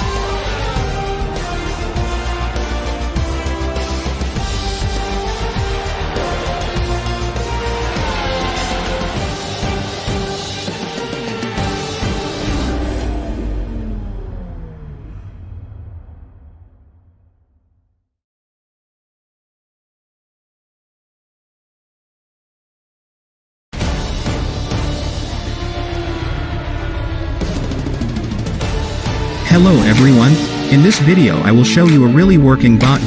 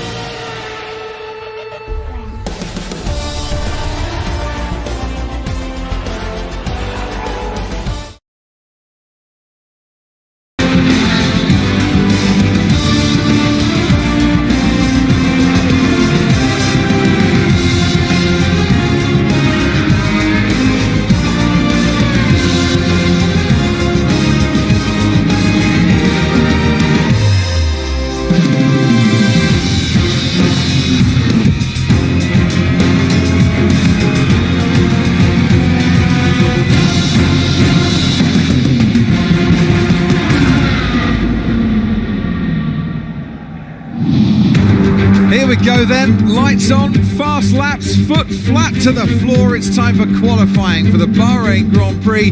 Welcome along to the 2022 season. Testing's finished, practice is done with. Now we go driving for real. It's a qualifying hour ahead of us, 3 sessions as per usual, around this 3.36 mile circuit, 15 corners, 6 to the left and 9 to the right, 3 DRS zones to help the drivers to a speed of about 199 miles an hour as a top speed along the main straight, along the straight to turn 11 and up to turn 4 as well. That's where you can use your DRS. Elevation changes of about 15 metres, your lap distance at full throttle for 74%, and here are the tyre compounds on the bigger wheels for 2022. C3 is the soft, C2 is the medium, C1 is the hard. The pressure is now being piled upon the drivers to see who can snatch the first pole position of the season. Almost time for the talking to stop, but not here in the commentary box. Martin and I have got plenty to say between now and Abu Dhabi. So is it Red Bull? Is it Ferrari? Could it be Mercedes for pole tonight? And that's what we're here to find out. And who else can surprise us? We think Red Bull have got the upper hand. Ferrari looks good and consistent. Mercedes are clearly beginning to get on top, getting on top of the issues, and they look like they're a 2 or 3 tenths away. That's a lot, of course, in Formula One terms, but at least it does seem undoubtedly that 3 teams are up for pole position in the front row of the grid this evening, and I think Mercedes will be sitting there ready to punish, say, anybody in a Red Bull or a Ferrari that doesn't quite get their act together. That's how it feels to me, and I'm really looking forward to seeing what Alfa Romeo can do, and a few other teams that have been popping in some surprising lap time.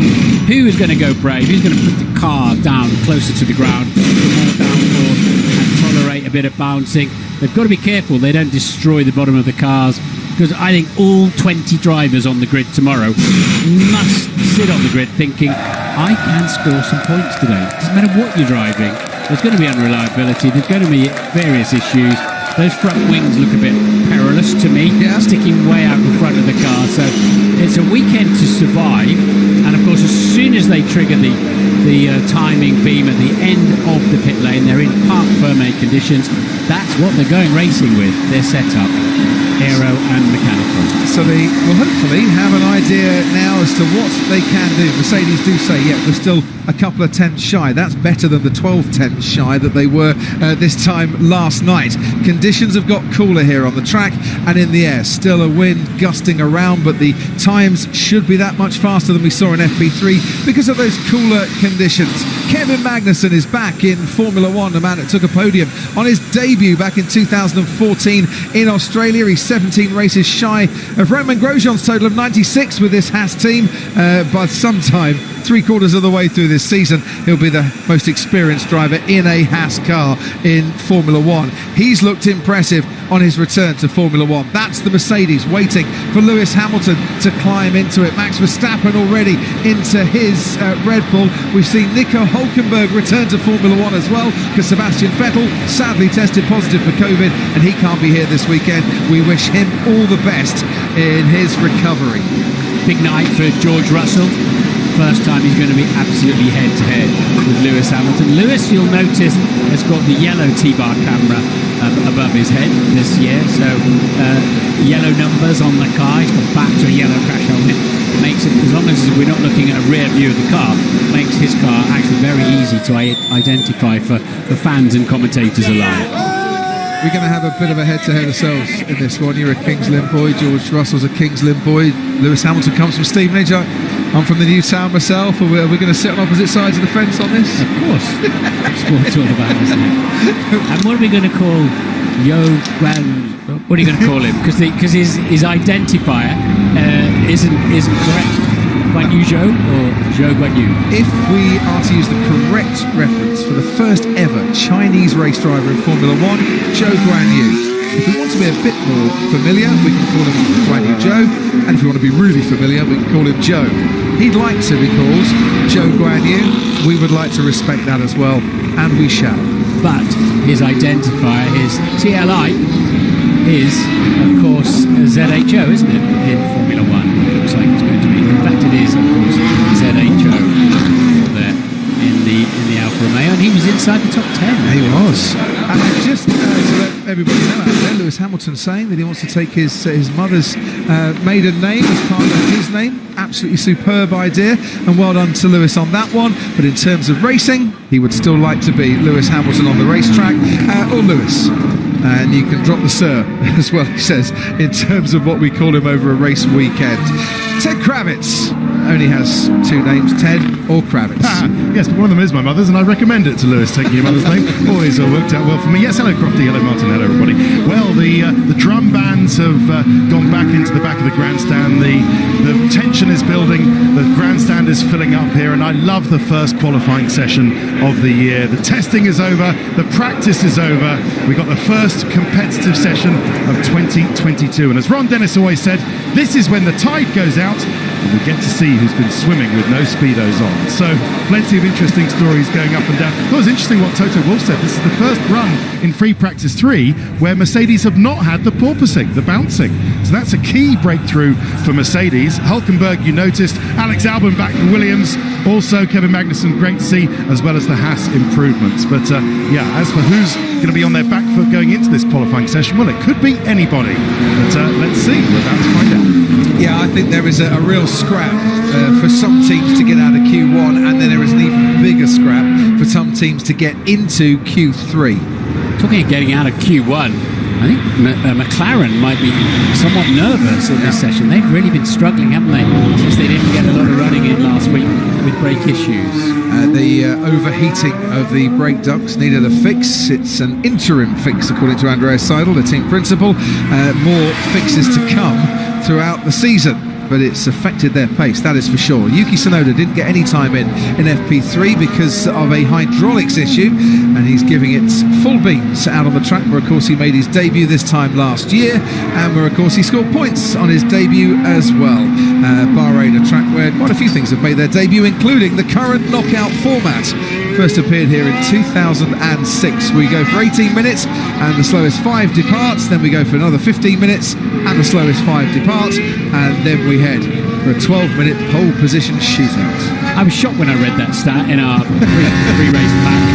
I know we had a couple of goes of changing it, didn't we? But they all failed. But 2006, this qualifying format, the format that far and away works best. It definitely has got a feel of, if it ain't broke, don't fix it to me, our current qualifying. Totally agree. Now, one thing you'll notice as the drivers do put their foot flat to the floor, it's a lot trickier on some of these corners, especially the slower speed corners. These cars, Martin, the aero regulation change that we've had, more difficult to drive. They don't look like they're on rails anymore. No, they're not. I think maybe the tyres we've got here are a little bit at the harder end of the compound, well, the 3 hard as they do, but I don't think they're really biting in to this tarmac. But the air temp 19.5 track is falling. It's down to 26 degrees now. The suspension's much stiffer. The sidewall of the tyre being a lot lower profile is much stiffer. You'll see the cars bouncing around generally a lot more. What you won't see are drivers leaping across curbs, because the cars are so low and so stiff and fly through the air. So if you can be precise and carry the speed, I think of Monza or whatever, first and second chicane at Monza, where they dive up the curbs absolutely as a given.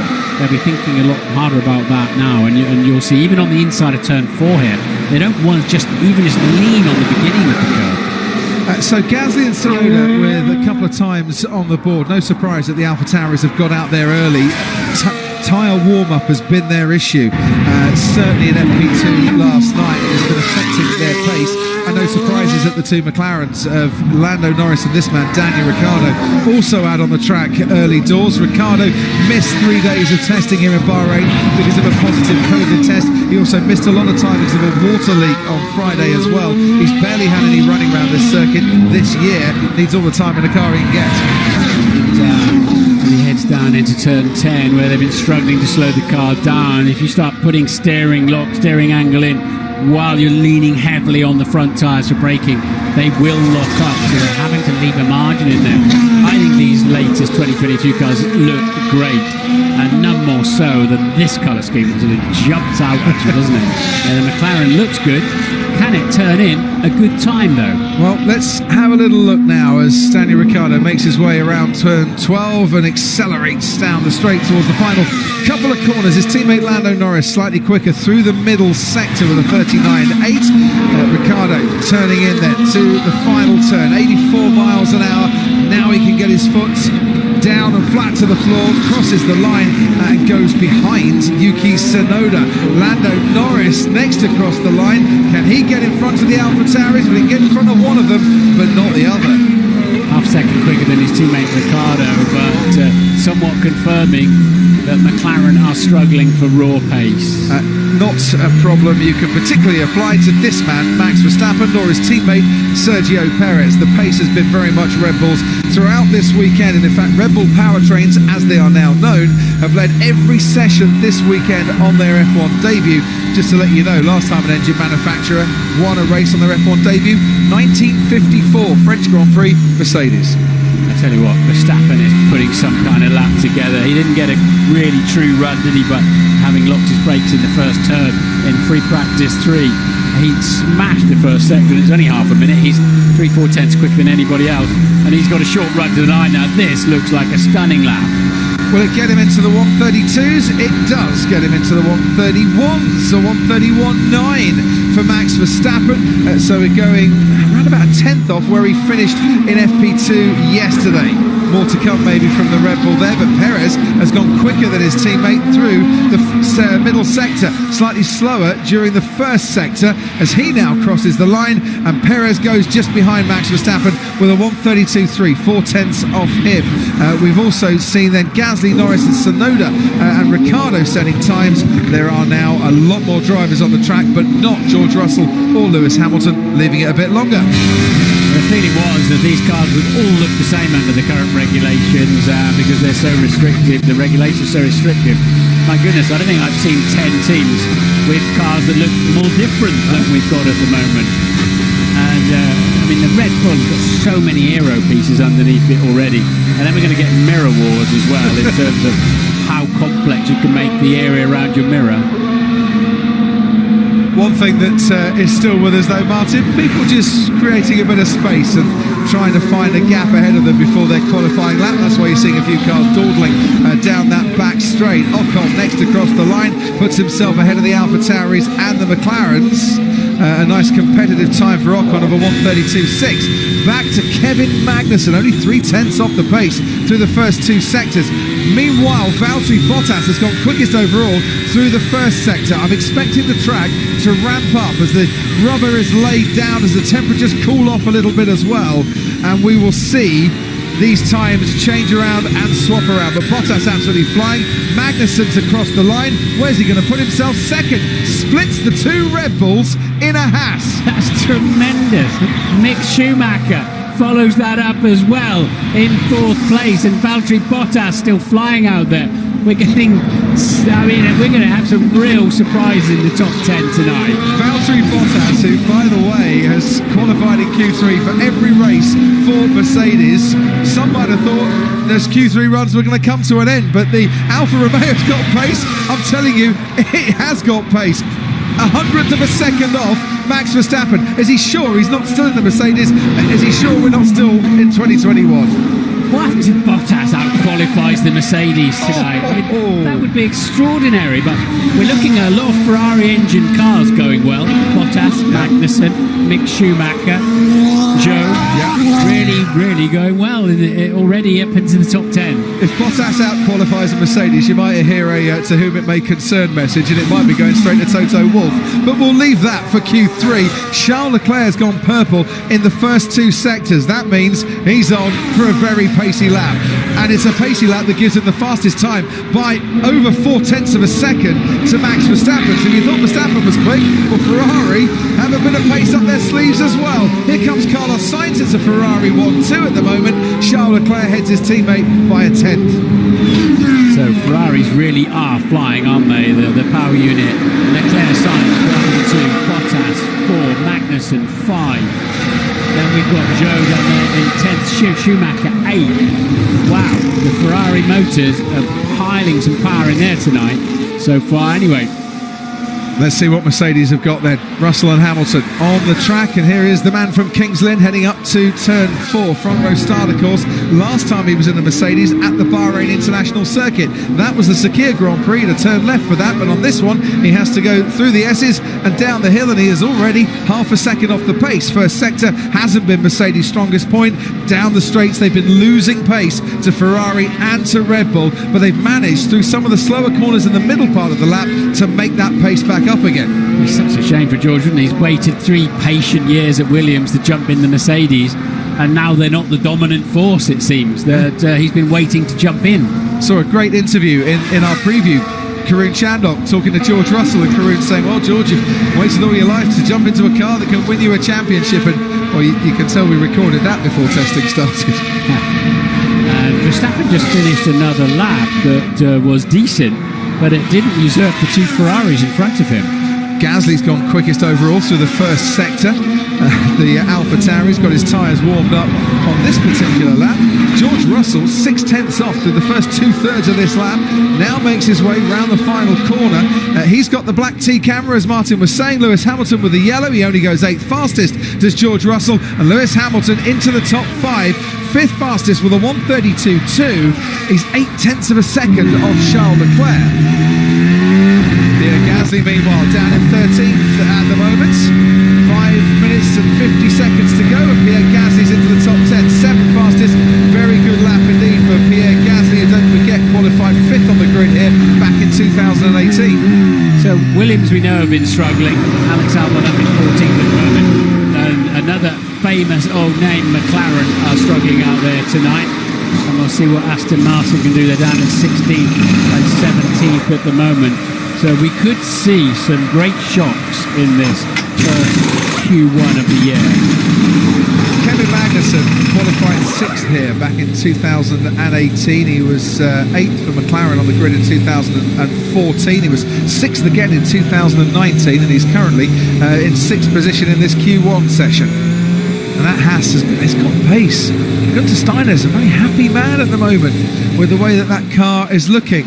And it's not just Kevin Magnussen who's performing in it. Mick Schumacher on the fringes of the top 10 as well. But just to repeat, we are looking for the slowest 5 cars from this session. And at the moment, it's Latifi, Tsunoda, Ricciardo, Hülkenberg and Stroll. Hülkenberg, who last time he was racing in Formula 1, deputising as a super sub, qualified last on the grid, came home to finish 8th. Don't count him out in the race either. Ted, down to you.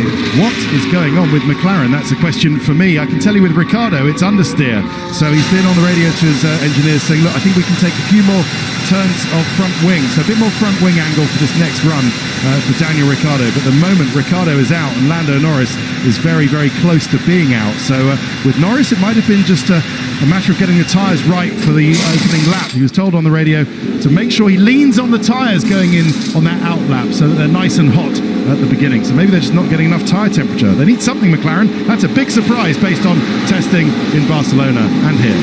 Front wing angle is one of the few items you can change under parc fermé conditions during qualifying, and your tyre pressures, but they've got there's a minimum that you're allowed to run those, and actually they're quite high here. This is Sergio Perez fastest lap. That's outside track limits. Clearly outside track limits. Nothing has come on our screen where the stewards and race control messages are displayed to suggest that he's going to get a lap time deleted. But our understanding is, and that was fairly close by Pierre Gasly as well, our understanding is that if you go outside the white line, you get your lap times deleted. But nothing from race control as yet. Well, this is the first test then, really, isn't it, of the new setup, of whether they're going to enforce that. You need cameras there. Sometimes you need pressure pads or some kind of a beam that absolutely defines that. But the camera angle normally, you're normally guilty as charged. Now here's interesting. The two Mercedes, Hamilton and Russell, have stayed out and are going for a second push lap on this set of tyres. So maybe tyre warm-up is a Mercedes issue as well. Tell you what is a Mercedes issue, 6 of the bottom 7 cars at the moment are all Mercedes powered. Highlighted highlighting Ferrari doing well. Well, Mercedes are struggling a bit with their power units. 5th fastest for George Russell, so that moves him up a touch. And of course what that means is they're carrying more fuel. Yeah. You drop a tenth of a second per lap of just burning up the fuel. So that's worked for Mercedes in that respect. You've got a lighter car and the tyre. That leaves George 8/10 off the pace, but at least in the top 5. Also known as 5th. Just looking out there at the moment, George Russell 5th fastest, Lewis Hamilton 6th fastest, ahead of them Valtteri Bottas is on an outlap, Max Verstappen, who I would imagine is quite happy to stay in the garage, Carlos Sainz and Charles Leclerc, who'll be very happy to stay in the garage. And right, pressure's on Daniel Ricciardo then, who has had a worse qualifying here, 13th on a couple of occasions, currently finds himself down in 18th, which is just nowhere near where he would have expected to have been. It's been a rough couple of weeks for him and McLaren. Could that be a third set of tyres for Ricciardo? Probably. I mean, he did another relatively similarly fast lap. I wonder if this could even be a third run and 3 sets of tyres as he swings it. I mean, terrible understeer there. The car was so reluctant to go into the apex of turn 8. Let's see if this is 9. Let's see if it'll go into 10 a little bit better. Yeah, you see how long he has to hang on to the steering with the front wheels turn before he can pick the throttle up. That is where you start to lose vital hundredths and then tenths of a second. His teammate Lando Norris is going a little bit better at finding pace, and yes, I think this is a third set of tyres that Daniel Ricciardo is using to try and get himself out of that bottom 5, which at the moment he's doing by just under a couple of tenths of a second. Kevin Magnussen's not finding too much extra pace. He is half a second off the pace, but he's got a personal best in the middle sector. Who else is lighting up greens? Lots of drivers around there. This is going to get all a little bit topsy-turvy towards the bottom of the timing charts as Ricciardo moves out of the bottom 5, but only just. He is still very much at risk, one of whom is his teammate Lando Norris, as Kevin Magnussen goes 5th fastest once again. Norris goes 6th fastest, super lap from him, and this is going to be first time Daniel Ricciardo's been out-qualified by a teammate in Bahrain. Lance Stroll stays in the bottom 5, couldn't find any more pace in the Aston Martin. That's a disappointing start for them this season, with Hülkenberg down in 18th. Mick Schumacher goes across the line, he's 11th. Yuki Tsunoda only 15th. Looking now for Zhou Guanyu around the corner. We can ride on board actually with the Alfa Romeo, and he has done it. 13th, gets himself out of the bottom 5. Tsunoda's down in that bottom 5. Nico Hülkenberg would like to get a little bit higher up. He crosses the line, and Hülkenberg goes ahead of his teammate Lance Stroll, but sadly out of qualifying. And that is a disappointing result, not just for Aston Martin, but McLaren too. Albon just getting through for Williams, just in 15th place there, Alex Albon. So he'll be satisfied with that. And he stays there, just about. Who's just moved up? Ocon into 6th, yeah. Perez goes 11th as he takes the checkered flag. So he's safely through. Big gap between Perez and Verstappen again, half a second between the two Red Bulls. This is the big story, isn't it? Daniel Ricciardo, albeit he didn't get any running in the test here, lost so much running as well during the course of Friday practice, but he's out. We're P18, I'm afraid. Okay. Alright, understood. I think there might be a more full debrief when he gets off the team radio and back into the garage. Nico Hülkenberg, fair play. Thursday night, he arrives in Bahrain just after midnight. The night before, he was lying in bed, got a phone call saying, come on, we need you this weekend, come and race. And he's out-qualified his teammate Lance Stroll. Yeah, it won't mean much though against the 17th and 19th starting positions for Aston Martin. I expected they were going to be faster than that. Well, I think they did too. So we've lost 5 one of whom is this man's teammate, Nicholas Latifi, slowest overall. Lance Stroll, Daniel Ricciardo, Nico Hülkenberg and Yuki Tsunoda also making their way out. Alex Albon, on his return to Formula One, his first race with Williams, gets into the top 15. He'll go again in a few moments. It's Ferrari fastest.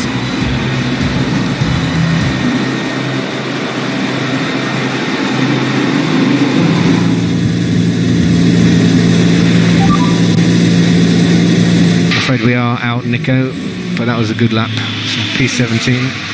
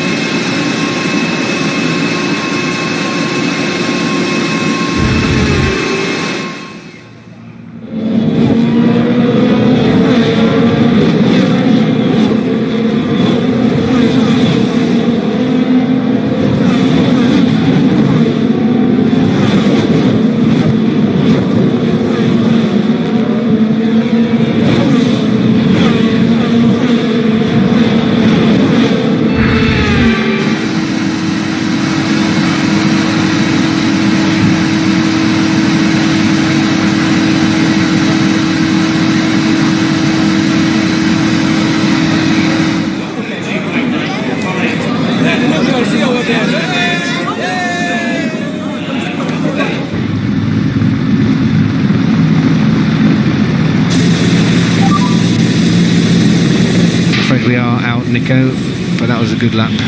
P17.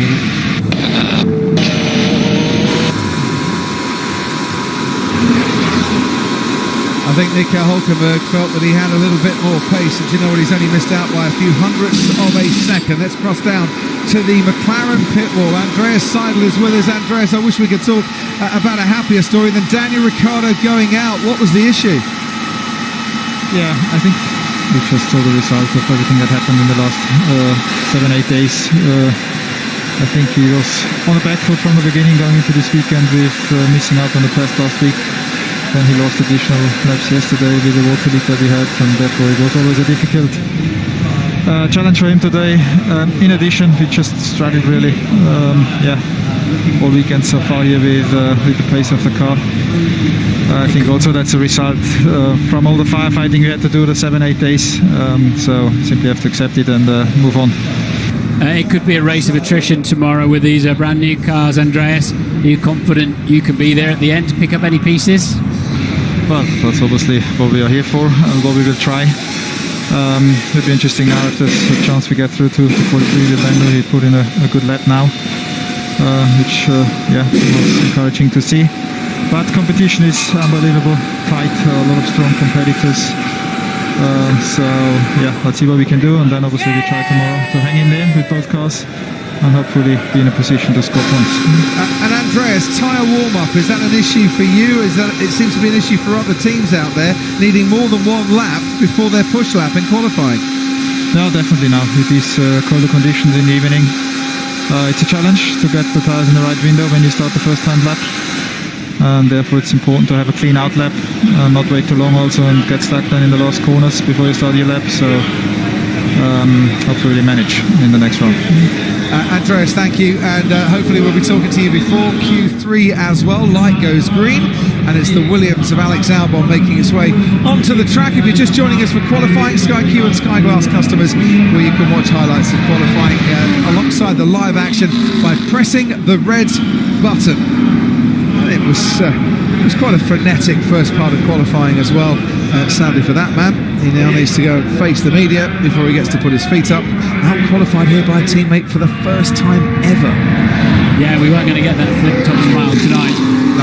Crash helmet very firmly still attached. Daniel needed a great start to this year, and of course he got COVID and missed the test, and the cars had problems, and now he's out in Q1. I don't think it could have been any worse for him, really, but you know, they hand out the prizes tomorrow, don't they, on race day? So just one driver out on the track, and it's Alex Albon. A lot of changes for 2022, one of which I think was universally welcomed by all. Alex Albon back in Formula One again, and for the first time not with a Red Bull associated team. No, still got Red Bull on his crash helmet, but it was a Russell-esque performance there, I thought, to get into Q2 for Alex Albon. I think he'll go really well this year. He hasn't got the pressure of trying to be Max Verstappen's teammate. He's got another year's experience of observing. We know he's got the talent. I think Albon will go just as well as that Williams will allow him to do so. Most recent start on this track layout, as it were, in 2020, came third, second of his two career podiums. It's very much a place that he likes. Born in London, races under a Thai flag, Thai licence, and will be celebrating his 26th birthday next Wednesday. I'm sure, Ted Kravitz, you've bought him a card. Car number 23 will be 26, yeah. If only there was some sort of ready phrase for somebody who's born in London but races under a Thai licence. Maybe the London-born Thai driver. Oh, that's there you go, that's a good phrase for him. But, I mean, he was on the right side of the 132.7 club, wasn't he, Crofty, in FP1. So less than a tenth of a second, covered 15th and safety for Alex Albon, 16th and not safety for Tsunoda, and Hulkenberg 17th. They were all in 132.7. But just an explanation as the Red Bull goes out on soft tyres, and you can do the rule change, Crofty, about how you don't start the race on the tyre that you set your quickest lap in. You've just done Q2. No, you can do that in a minute. As to explanation as to why we're seeing these Ferrari power unit cars so high up, and it seems to be a traction thing. Just listening to the team radio from Leclerc, from Sainz, from Bottas, from some of these guys. I mean, obviously the new Ferrari power engine is good, but it seems to have fantastic low-end traction. That seems to really help around the characteristics of this Bahrain circuit. Drivability then. This is a used tyre run for Alex Albon. It's showing fastest, of course, because he's the only one doing a hot lap in Q2.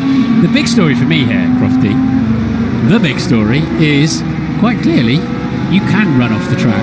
It's not a problem. We've seen nothing from the steward's office. So dive in and help yourself, boys, around the outside of turn 4. Unless, of course, they're going to apply it all retrospectively and do it long into the night. But I hope that's not the case. Well, you can't do that, can you? Because people have cleared the bar to get into Q2 with laps that appeared to be off the road. Couldn't agree more with you. It's a bit like the bit, where you impede someone and then you go through and then they don't, but yet you get to go through and then you get a penalty after it. And that seems a bit unjust as well.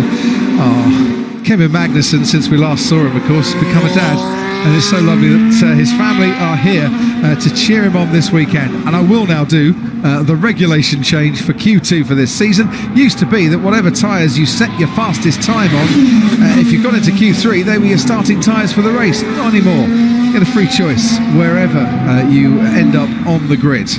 Just simplifies things, doesn't it? And what is the benefit of that change? Well, I think why the change that? I don't know. No, well, the benefit is to teams who sometimes qualify 6th to 10th, who have to put on a set of soft tyres to get into Q3 and then feel they're a bit under pressure from what's a better racing tyre for those starting 11th, 12th and 13th. It's less confusing, certainly, but I'm not sure that's a benefit that should necessitate a regulation change. It gave the second half of the grid the option to be on a better tyre than the top 10. Yeah, which made for better racing. Yeah, well, yes, there's my point then, really. I don't know why that's been changed, but it has. So we don't have to talk about it. They are the tyres they will start the race on. Maybe it makes it close up front, but the benefit will be on the grid. Now the jeopardy is who's going to go for which, or the guesswork is who's going to go for which tyre on the grid for the entire grid. So we'll see, but they're very clever simulation programs, tend to get the same answers. That is true. As a strategist once said to me, we're all very clever people and we all tend to think the same, which is why it tends to be the same. But in theory, we'll get better racing this year because of the regulation changes. And while we've been discussing all of that, two Haas's and a Red Bull have been posting some pretty fast times. So let's concentrate on that for a moment. Verstappen, full 4/10 clear of Leclerc and Sainz in the first sector on this latest lap. We'll follow him in a moment as Magnussen crosses the line. He puts in a 1:31.4. Could be quite handy. Let's see who can beat it. Mick Schumacher, his teammate in his second season in Formula 1, is next to cross the line. He's about 4/10 behind him. Here comes Max Verstappen, and Verstappen goes into the 1 minute 30s, a 1:30.7. So we are dropping very much into the 1:30s now. Sergio Perez can't do that. A 1:31.3 for him. Valtteri Bottas goes fourth fastest. Pole time last year, by the way. Verstappen a 1:28.9. So we're not overly far off that, despite all the regulation changes. Zhou Guanyu goes sixth fastest, but a 1:33.5 for him. He's going to have to do better than that. Charles Leclerc, 6/10 off Max Verstappen. Fastest in the final sector. Goes second, but a long way behind the Red Bull, and Sainz only fifth. I think they reused tyres for Ferrari on that run, so that then means that they're pretty handy. That's a good time from Leclerc when he puts a set of new tyres on. Gasly too, Leclerc and Joe on used, and Gasly too, we think. Russell and Hamilton in what I think is where they're targeting for this race weekend. Fifth for Hamilton, sixth for Russell, ninth for Fernando Alonso. Pierre Gasly got his tyres warmed up nicely at the start of this lap, but could only finish 12th. He lost pace as the lap went on, and Lando Norris now usurps him and takes 12th place himself. So it did look as if Mercedes after FP3 were 2 or 3 tenths off the pace. Yeah. That now, aren't they? A lot more. We're looking at 8 to 9 tenths off the pace. Just wonder, there's a few teams, Martin, that seem to be setting purple sectors in the third sector, not at the start of their lap, which could be tyre warm-up. Could be a whole multitude of reasons. Could be just the tyres are hanging on a little bit better than they were. But the Red Bull, from the word go, when they started to chase performance a little bit at the pre-season test here, plug and play was the phrase I think you used, Martin. Came straight out of the box and just started setting fast times, and it looks like it's continuing to do that. Now we've got down to qualifying. Indeed. It's not often you're wrong, but you're right again. Thank you very much. I wasn't actually listening, so I'm going to assume you think something. Sorry. I actually was talking a bit longer because I knew you were looking at something else down there. What I'm saying is, tyre warm-up, it's an issue out there, and I wonder if it's an issue very much for Mercedes. Because they're getting better in comparison to the others as the lap goes on. Yeah, we lost another degree on the track temperature, so I think there is no doubt about it. By choosing the 3 hardest tyres for this event and the chillier temperatures, the tyres are struggling to get up fully up to temperature. That includes the carcass as much as the surface, and in fact more so in some cases. Lock up there for Guan Yu Zhou as we head down to Ted. Kevin Magnussen has been told he's got a hydraulic problem and needs to get back to the pits. I think he's back now. He is. And not to shift any gears. Oh, so, no. I know, yeah. So they're going to try and fix it, and well, I'll let you know if he comes out again. Oh no, because this is turning into a rather special night for Kevin Magnussen at the moment. He's currently 4th fastest, and he's doing exceptionally well, especially for a man that's only got half of the pre-season testing, because he wasn't even a Haas driver when we started on the pre-season testing, and he's producing some superb performances, so we'll keep an eye on that as we look now at Alex Albon. It's very bumpy, this track, so his head's shaking around a bit. That might not all be down to porpoising. Well, the track's 17 years old, and I don't imagine it's that much bumpier than our shit, to be honest, Crofty. The cars are massively stiffer, as are the tyres, so that when we go to properly bumpy circuits, then we're really going to see a lot of movement. So your defence for some Shropshire Stone as well. they imported a lot of it here to absorb the heat and to provide the best form of grip. 5 minutes to go, and Alex Albon on a fresh set of tyres, trying to get himself out of the bottom 5. A little bit wobbly, wasn't he, through turn 11? His head shaking all over the place. Half a second off through the first 2 sectors. Zhou Guanyu, Pierre Gasly, Lando Norris and Mick Schumacher. The other cars currently not going through into Q3. As Albon rounds the final right-handers. As soon as the car's straight into the DRS zone, he can open up the gap in his rear wing, get his foot flat down. It's 13th fastest only for Alex Albon. 10th quicker than he went in Q1, so he's seeing a bit of progress.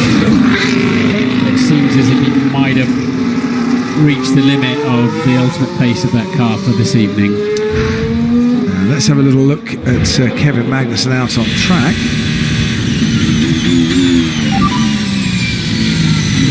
Be careful with the power steering. It's a hydraulic issue. So hopefully they can fix that, rather than it being the innards of his gearbox. Hopefully they can fix that with a hydraulics problem. I was going to say turn 11, powered by AWS. Our corner analysis here, which just shows that Lewis Hamilton seems to be braking later, but Max Verstappen getting out the corner a bit faster. Carrying more speed through. Turn 11 is the left-hander at the end of the short back straight. And the long corner, isn't it? Verstappen, who was on pole this time last year here in Bahrain, looking a fairly decent bet at the moment for pole position too, given that the gap between him and his closest rival gone back up to about 0.6 of a second. Well, thanks everyone. It was I'm really happy. Thanks for the help. Feels really good to start off like this. Well, that rather suggests that Alex Albon will be starting 13th and not coming out again for this qualifying session. Well, it depends what Gasly and Zhou Guanyu can come up with, doesn't it? Good in terms point. of where he might actually start. But as I said, he did a 32.7, then a 32.6, and it seems as if that's about where he's going to be, isn't it, for this evening? Alex Albon, I'm talking about, of course. If he can start 13th, it'll give Williams their highest start in Bahrain since 2017. Felipe Massa and Lance Stroll on that occasion 8th and 12th. 2 minutes to go then of this session. As it stands, Valtteri Bottas currently in 10th place. Can he give Alfa Romeo Sauber a second top 10 start here in the last 11 races? Kimi Räikkönen was 8th on the grid here in 2019. Charles Leclerc, maiden pole here in 2019. What have Ferrari got to try and close that gap between Leclerc and Max Verstappen? But it could be a tyre thing. Fresh set of boots might just help increase the pace a bit. I love this new angle, by the way, that shows just how violent it could be for you Formula 1 drivers. Yeah, it's through the letterbox at a couple of 100 miles an hour, isn't it, basically? And it's all coming at you very fast, and because with the bumps and the curbs and the movement of the car, keeping your eye line still is instinctive in the end. You don't blink very much either. And when we sometimes see the clear visors, you don't see an awful lot of blinking going on as the drivers are totally focused. In turn 12 there, they ride the white lines on the way in, and you need to be super precise to do that, and not climb the curb, because the curb will have the car moving around too much. So far, Charles Leclerc on this lap matched Max Verstappen during the middle sector. Was 0.3 down on the Red Bull for the first sector. Crosses the line and is just over a 10.5 behind, but another one putting in the overall best sector for the final part of the lap. Stays in second place. Carlos Sainz, his teammate, now replaces him in second place. Much better lap there for Carlos Sainz. Valtteri Bottas moves up into 8th place. Last 10 seconds before the checkered flag. Bottas is doing all he can. Zhou Guanyu sadly misses out on Q3 on his Formula 1 debut. Lando Norris, 12th, goes ahead of Zhou Guanyu, pushes Albon down to 14th. And Grosjean has lost his time because of track limits at turn 5. First one we've seen to have a track limits violation this weekend. Sergio Perez goes 4th fastest. Fernando Alonso next to cross the line, and the all-pink Alpine will see the checkered flag, gets in to the top 10, puts his teammate Ocon at risk. Valtteri Bottas at risk too. Russell 5th fastest, ahead of his teammate Lewis Hamilton, who now crosses the line and replaces him, and he's not too far then off the Red Bulls either, just 0.3 of a second between Verstappen and Hamilton. Pierre Gasly, as you can see, fastest overall in the first sector. Can Gasly, on a track he absolutely adores, get into the top 10? He can. Pushes Esteban Ocon out of the top 10. Valtteri Bottas does make it, but at the last gasp, Pierre Gasly forces that AlphaTauri into the top 10. He'll take part in Q3. Good effort. So Ocon then out, bit of a surprise there. McLaren not going through Lando Norris. I don't think there's too many surprises on that one as they struggle to get that car back where they need it after losing so much track time in the second 3-day test. But very interesting there. So Mercedes then kind of a little bit in the zone, but 3 to 5 tenths off the pace. Hopefully they can fix Magnussen's car. He is through. Yes, Haas through then to Q3 for the first time since Brazil in 2019.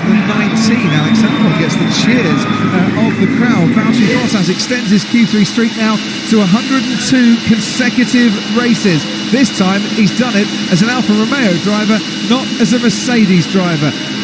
Verstappen ahead of Sainz, ahead of Leclerc, the top 3, and we have lost Zhou Guanyu. P9. Wow.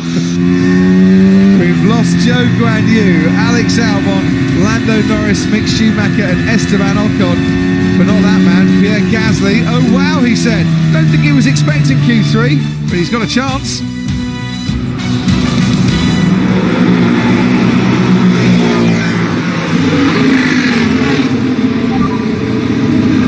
Where do you end up? P12? P13. Oh, lovely. All right, well, best we could do today.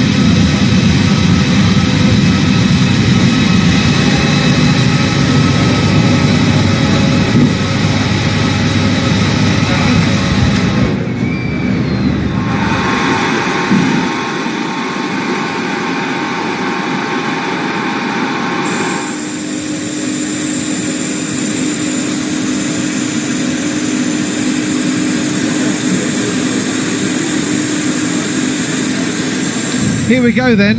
After all that work on his design board, has Adrian Newey come up with a perfect doodle to take pole for the opening race of the season. I call it a doodle. It's probably a little bit more involved than that, Martin, but he's the only one that draws things out by hand. Yeah, he's got his favourite drawing board and everything, has Adrian, and he's the man.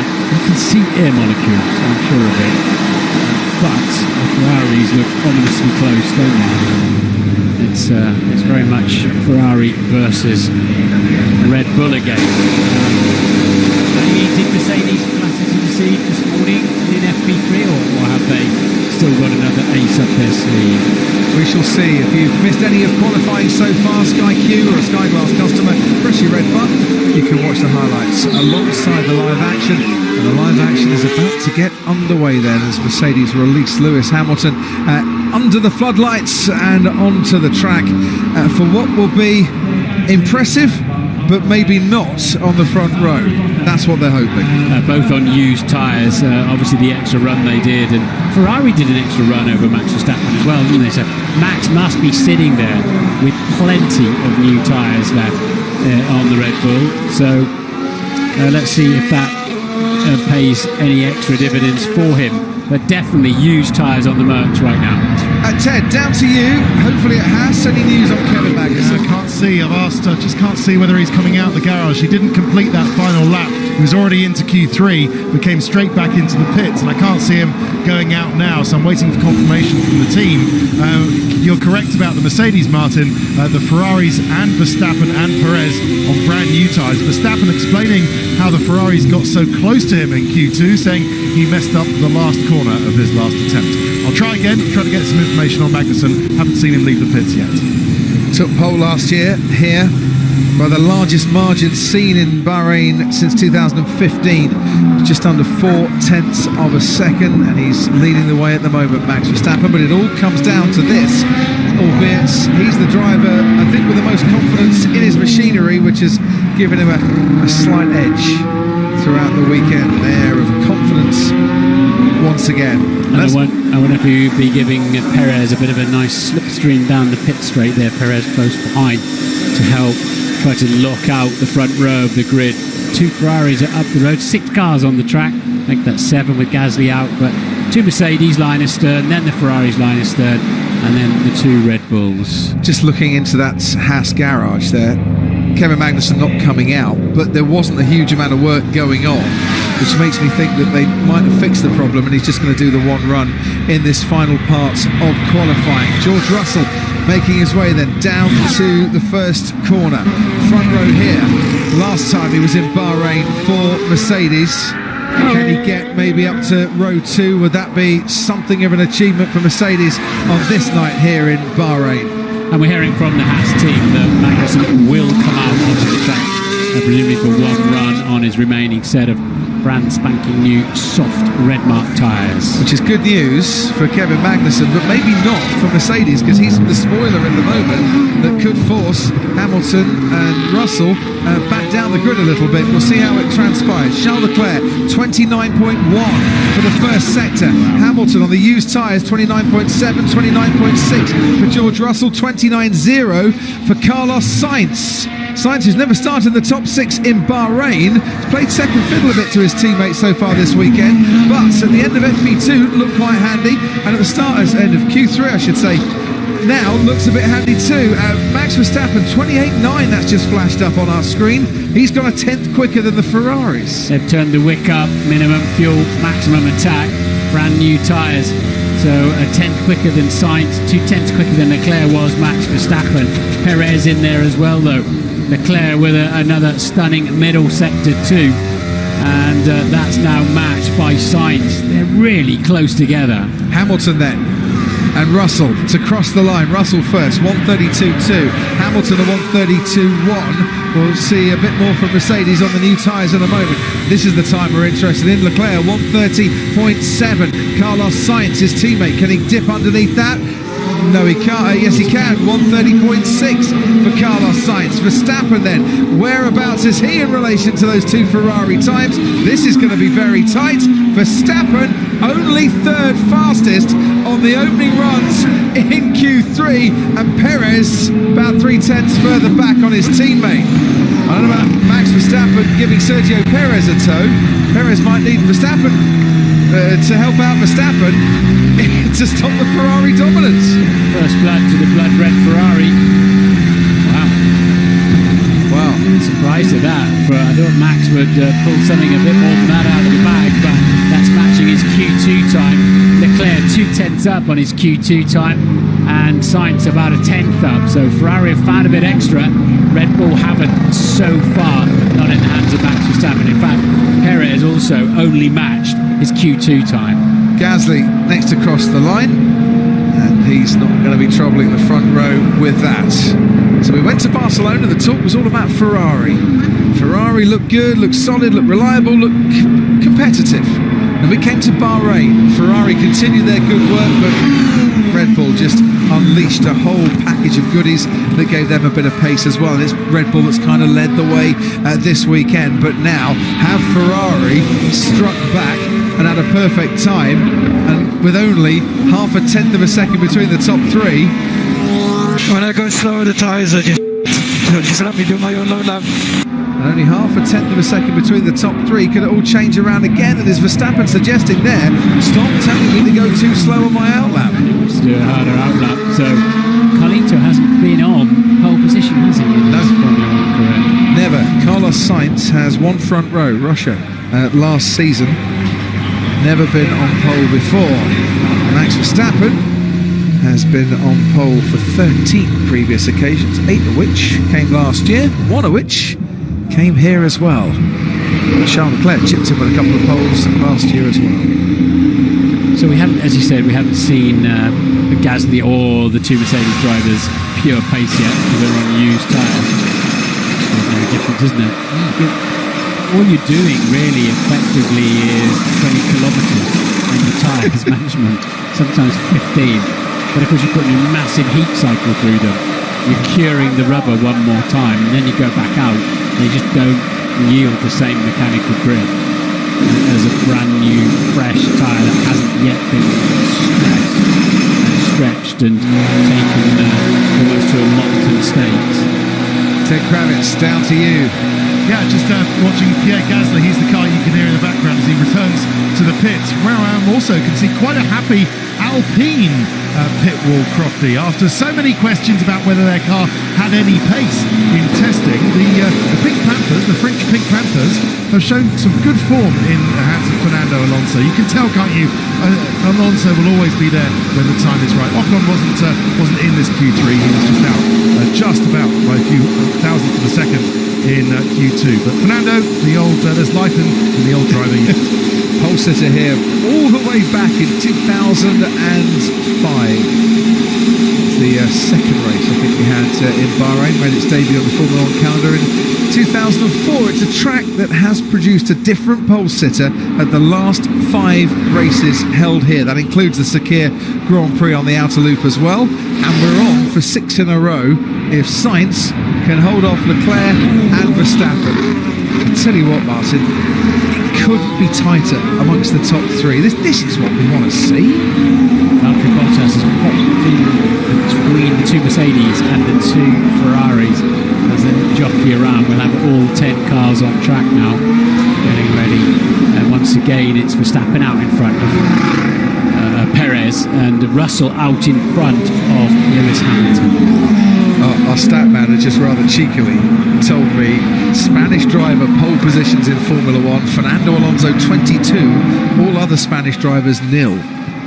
That's like Barcelona playing a team from the 4th division in Spain, that one. Could we get a first Spanish pole that isn't by Fernando Alonso here this evening? That's pole rather than front row, isn't it? Yeah, but front row it's not a whole lot different when you talk about front rows, is it, either? But, well, I don't know what's going to happen here. That's good then. You've been watching this for a few years? Yeah. I like that. Don't know what's going to happen. All 10 drivers out on the track. That much I do know. George Russell is leading them around. Lewis Hamilton behind him. Then comes Bottas and Leclerc. Then Sainz, then Alonso, Magnussen, Verstappen, Perez and Gasly. That's the order out on the track. There's George Russell.